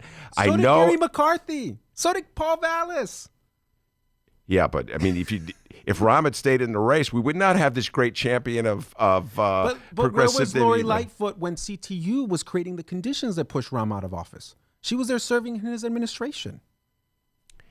A valid point there. Young Carlos Ramirez Rosa is sitting in the studio. I'll tell you what. He was a debater of Whitney Young. He's really. I don't buy that argument because Gary McCarthy had the courage to take on Rahm Emanuel. I'm sorry. I do buy the argument, and Troy LaRaviere was in the studio yesterday, advanced that argument as well. He, by the way, said he voted for Toni. Voted for Toni, yes. But he did advance that argument, and it does mean a lot to me that these candidates do. Now, as you're pointing out, they came at it from different bases. You're right. You're absolutely correct. That's more or less what you're saying without specifically saying it. They come at it from different points of view, some political ideologies, but they stood up.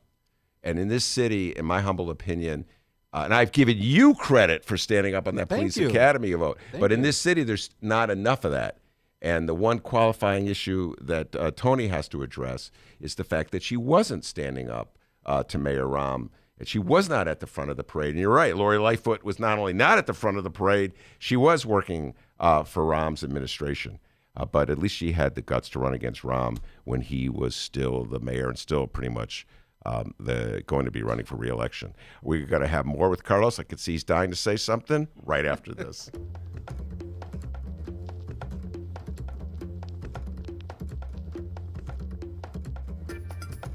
Hey there, producer Dennis here.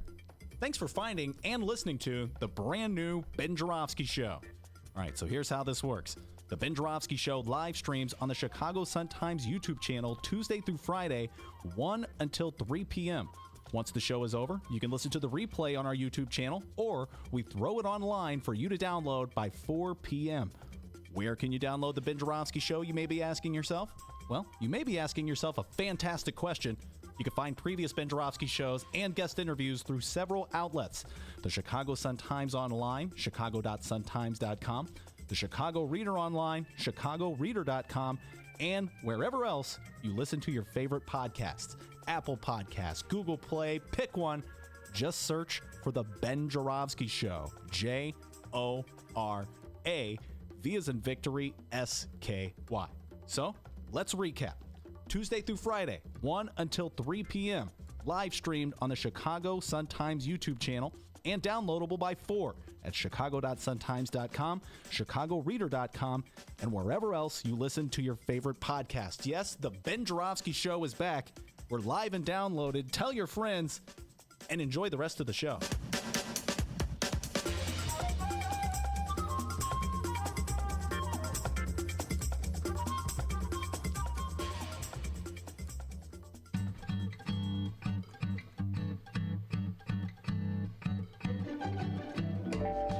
If you would like to advertise with the Ben Joravsky Show, and who wouldn't, contact Tracy Baim at publisher@chicagoreadercorp.com. We have several advertising options for your business or organization, and quite frankly, we would love nothing more than to tell our listeners all about it. Once again, that's Tracy Baim at publisher@chicagoreadercorp, that's C-O-R-P as in Paul.com, to advertise with the Ben Joravsky Show, the Chicago Reader, and the Chicago Sun-Times. We look forward to plugging you. Okay, well, that came out kind of weird. More of the Ben Joravsky Show live and downloaded in moments.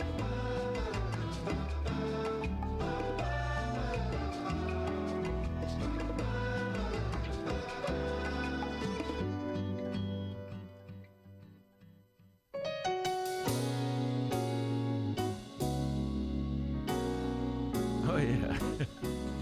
Welcome back to the Ben Joravsky Show. Mr. Joravsky, man, take us home. You know, you always play that, and I forget that you have that, and I always like that little riff. Oh, yeah, I like that. Yeah. Carlos Ramirez, Rosa in the studio. He's also playing piano right now. Oh, You didn't my. know that. I wish. Yeah. Good job, Carlos. Yeah, wow, he's so good, man. He learned that at Whitney Young High School.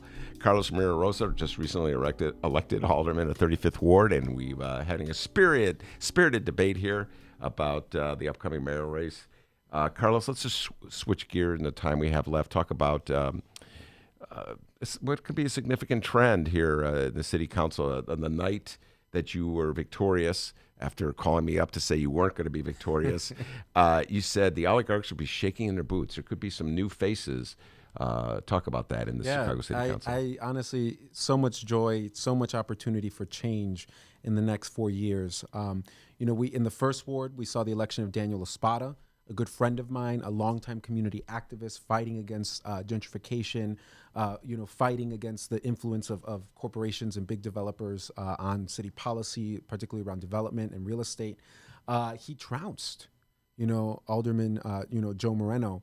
And I think it's because people are fed up of a system that's rigged, where those with deep pockets can cut the big campaign checks and then get whatever they want. Andre Vasquez in the 40th Ward taking on Pat O'Connor. Rosana Rodriguez in the 33rd Ward taking on, the Mel dynasty and finishing them off. In the just in the runoff. She'll be in the runoff. She's in the runoff. Right, yeah, She got more. She got 40. I think she got 42% to Mel's 41%. Deb Mel, something like that. Yeah. And then we have Byron Sigcho Lopez in the 25th Ward, who led the pack there in an open race that was very hard fought. And they're Democratic Socialists. And we have Jeanette Taylor in the 20th Ward, a community activist who was a diet hunger striker, fighting against, the closure of their school there in their community. So I'm proud to support all of these candidates in their runoff. We also have Rafael Yanes. He's in the 15th Ward. He's not a Democratic Socialist, but he's endorsed by United Working Families. He's taken on Raymond Lopez. He is a police officer who opposes the Cop Academy and thinks that we need a holistic approach to public safety, investing in after-school programs, job programs, education, mental health services. So, my sense is that we are really on the verge of real big change in the Chicago City Council with people that are going to stand up and speak valiantly on their core progressive principles and take on the role that money plays at City Hall.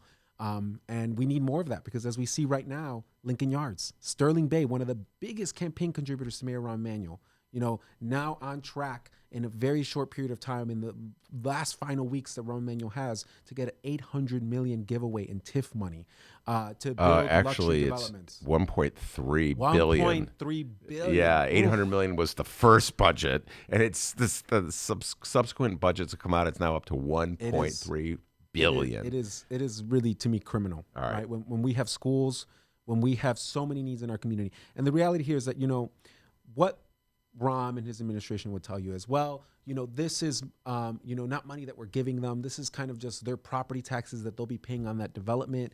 We're putting it into a special pot of money that will then be used by them to build the infrastructure necessary for this development. And in the long term, it's going to be a boon for the city. The reality is that it's not a good deal for the taxpayers. And essentially, we're giving this, massive corporate welfare to one of Rahm's biggest donors, and our children are going to suffer as a result of it. We're actually having a press conference tomorrow with Raise Your Hand prior to the final committee meeting in zoning. It's going to take place tomorrow at 11. I'm really shocked that Alderman James Kappelman, who is in a runoff, is ushering this through. I guess some people can't help themselves. I don't know. James Kappelman, 46th Ward Alderman, in a runoff. It's going to be interesting if he's going to be the front man on this. It could probably rebound against him, Carlos, because I think that is a losing issue on the north side of Chicago, and 46th Ward is uptown. You talked about the Chicago City Council and the changes that could occur if these Democratic Socialists are elected. What about your role in the Chicago City Council if Tony Preckwinkle is elected mayor? In the last 4 years, you had to play that role of the critic. Many times the lone critic. Yeah. What would your role be with speaking Tony of the Democratic Preckwinkle? Socialists, so we're going to form a socialist caucus if enough of us get elected. And someone all you need is one more, and you can have two. Yeah. Well, we've got one more already with Daniel Espada. That is correct. You can have a caucus of two. With Andre, Jeanette, with Rosana, with Byron, we could have as many as 6. But someone pointed out, they're like, you're going to be the 30-year-old dean of the Socialist Caucus. That's wild, man. When I met with Tony and she committed to support lifting the ban on rent control so we can stabilize rents to keep people in their homes, when she committed to removing the carve-outs from the Welcoming City Ordinance to make sure we're a true sanctuary, when she committed to erasing the gang database, when she committed to TIF reform, which, by the way, I got to beat you up on this, Ben, because if you go to Lori's website and you look at her stance on TIF reform, all she says is that she wants more transparency and accountability. Tony has committed to abolish and phase out TIF so that we return that money back to the public coffers and make sure it goes where it needs to go to fund education. All right, Tony. Now, listen. But it's been a long evolution with Tony and those TIFs, but whatever. Continue. By the way, Lori did come out strong against Lincoln Yards last night at the Hideout. As is Tony Preckwinkle, and she actually came out against Lincoln Yards, I think, the same day that Lori did. But what I'll say is that, when Tony committed to all of the progressive issues that I've been fighting for, and committed to stand with our grassroots movements as we fought for these things. I also made it very clear to her, that just because we agree on these issues and just because I'm an endorser because of these issues does not mean that she has a rubber stamp, that I'm going to continue to be an independent progressive voice on the city council, and that if she brings forward regressive revenue, that I will not be supporting that. So again, I think that, Tony is someone that heard that respected that. I think that we're looking towards a more independent, whoever's elected, I think we're going to have a more independent council. And I think that's going to be something good for Chicago, to have people asking tough questions, holding the executive to account, and making sure that, we have checks and balances. I agree with you wholeheartedly on that one. I just want everybody to know Carlos Ramirez Rosa coming on my show. As long as I've had a show, he'll be coming back. I know. I'll twist his arm to make him come back. But also, we'll have we have a lot of Tony Preckwinkle people coming on. It just seems that way. Because the grassroots, man. Stacey Davis Gates will be here on Friday. But we're also going to open up our airwaves to Lori Lightfoot. Corporate attorneys supporting Lori Lightfoot. The following comments are those of Carlos Ramirez Rosa, do not reflect the mentor's. Anyway, Carlos, thanks so much for coming on. You should bring on Andrea Zopp, deputy mayor. She just cut a check for Lori Lightfoot. Okay, Andrea Zopp, boy, I tell you, got that last zinger in there before he heads out the door. Tell you what, that debate coach at Whitney Young, give yourself a raise, take it out of petty cash. You did a great job with this guy. Thank you. Anyway, thank you very much, Carlos. Also want to thank Evan Moore for coming on at 1:30. And, of course, the doctor, a magnificent job, the pride and joy of Alton, Illinois, behind those little buttons he pushes. Give yourself a raise, take it out of petty cash. See you tomorrow, everybody. The Ben Joravsky Show is brought to you by the International Association of Machinists and Aerospace Workers, Local 126 and District 8, the International Brotherhood of Electrical Workers, Local 9, the International Union of Operating Engineers, Local 150, and the show would not be possible without the Chicago Federation of Labor. Tomorrow on the program, we welcome 32nd Ward Alderman Scott Wagaspack.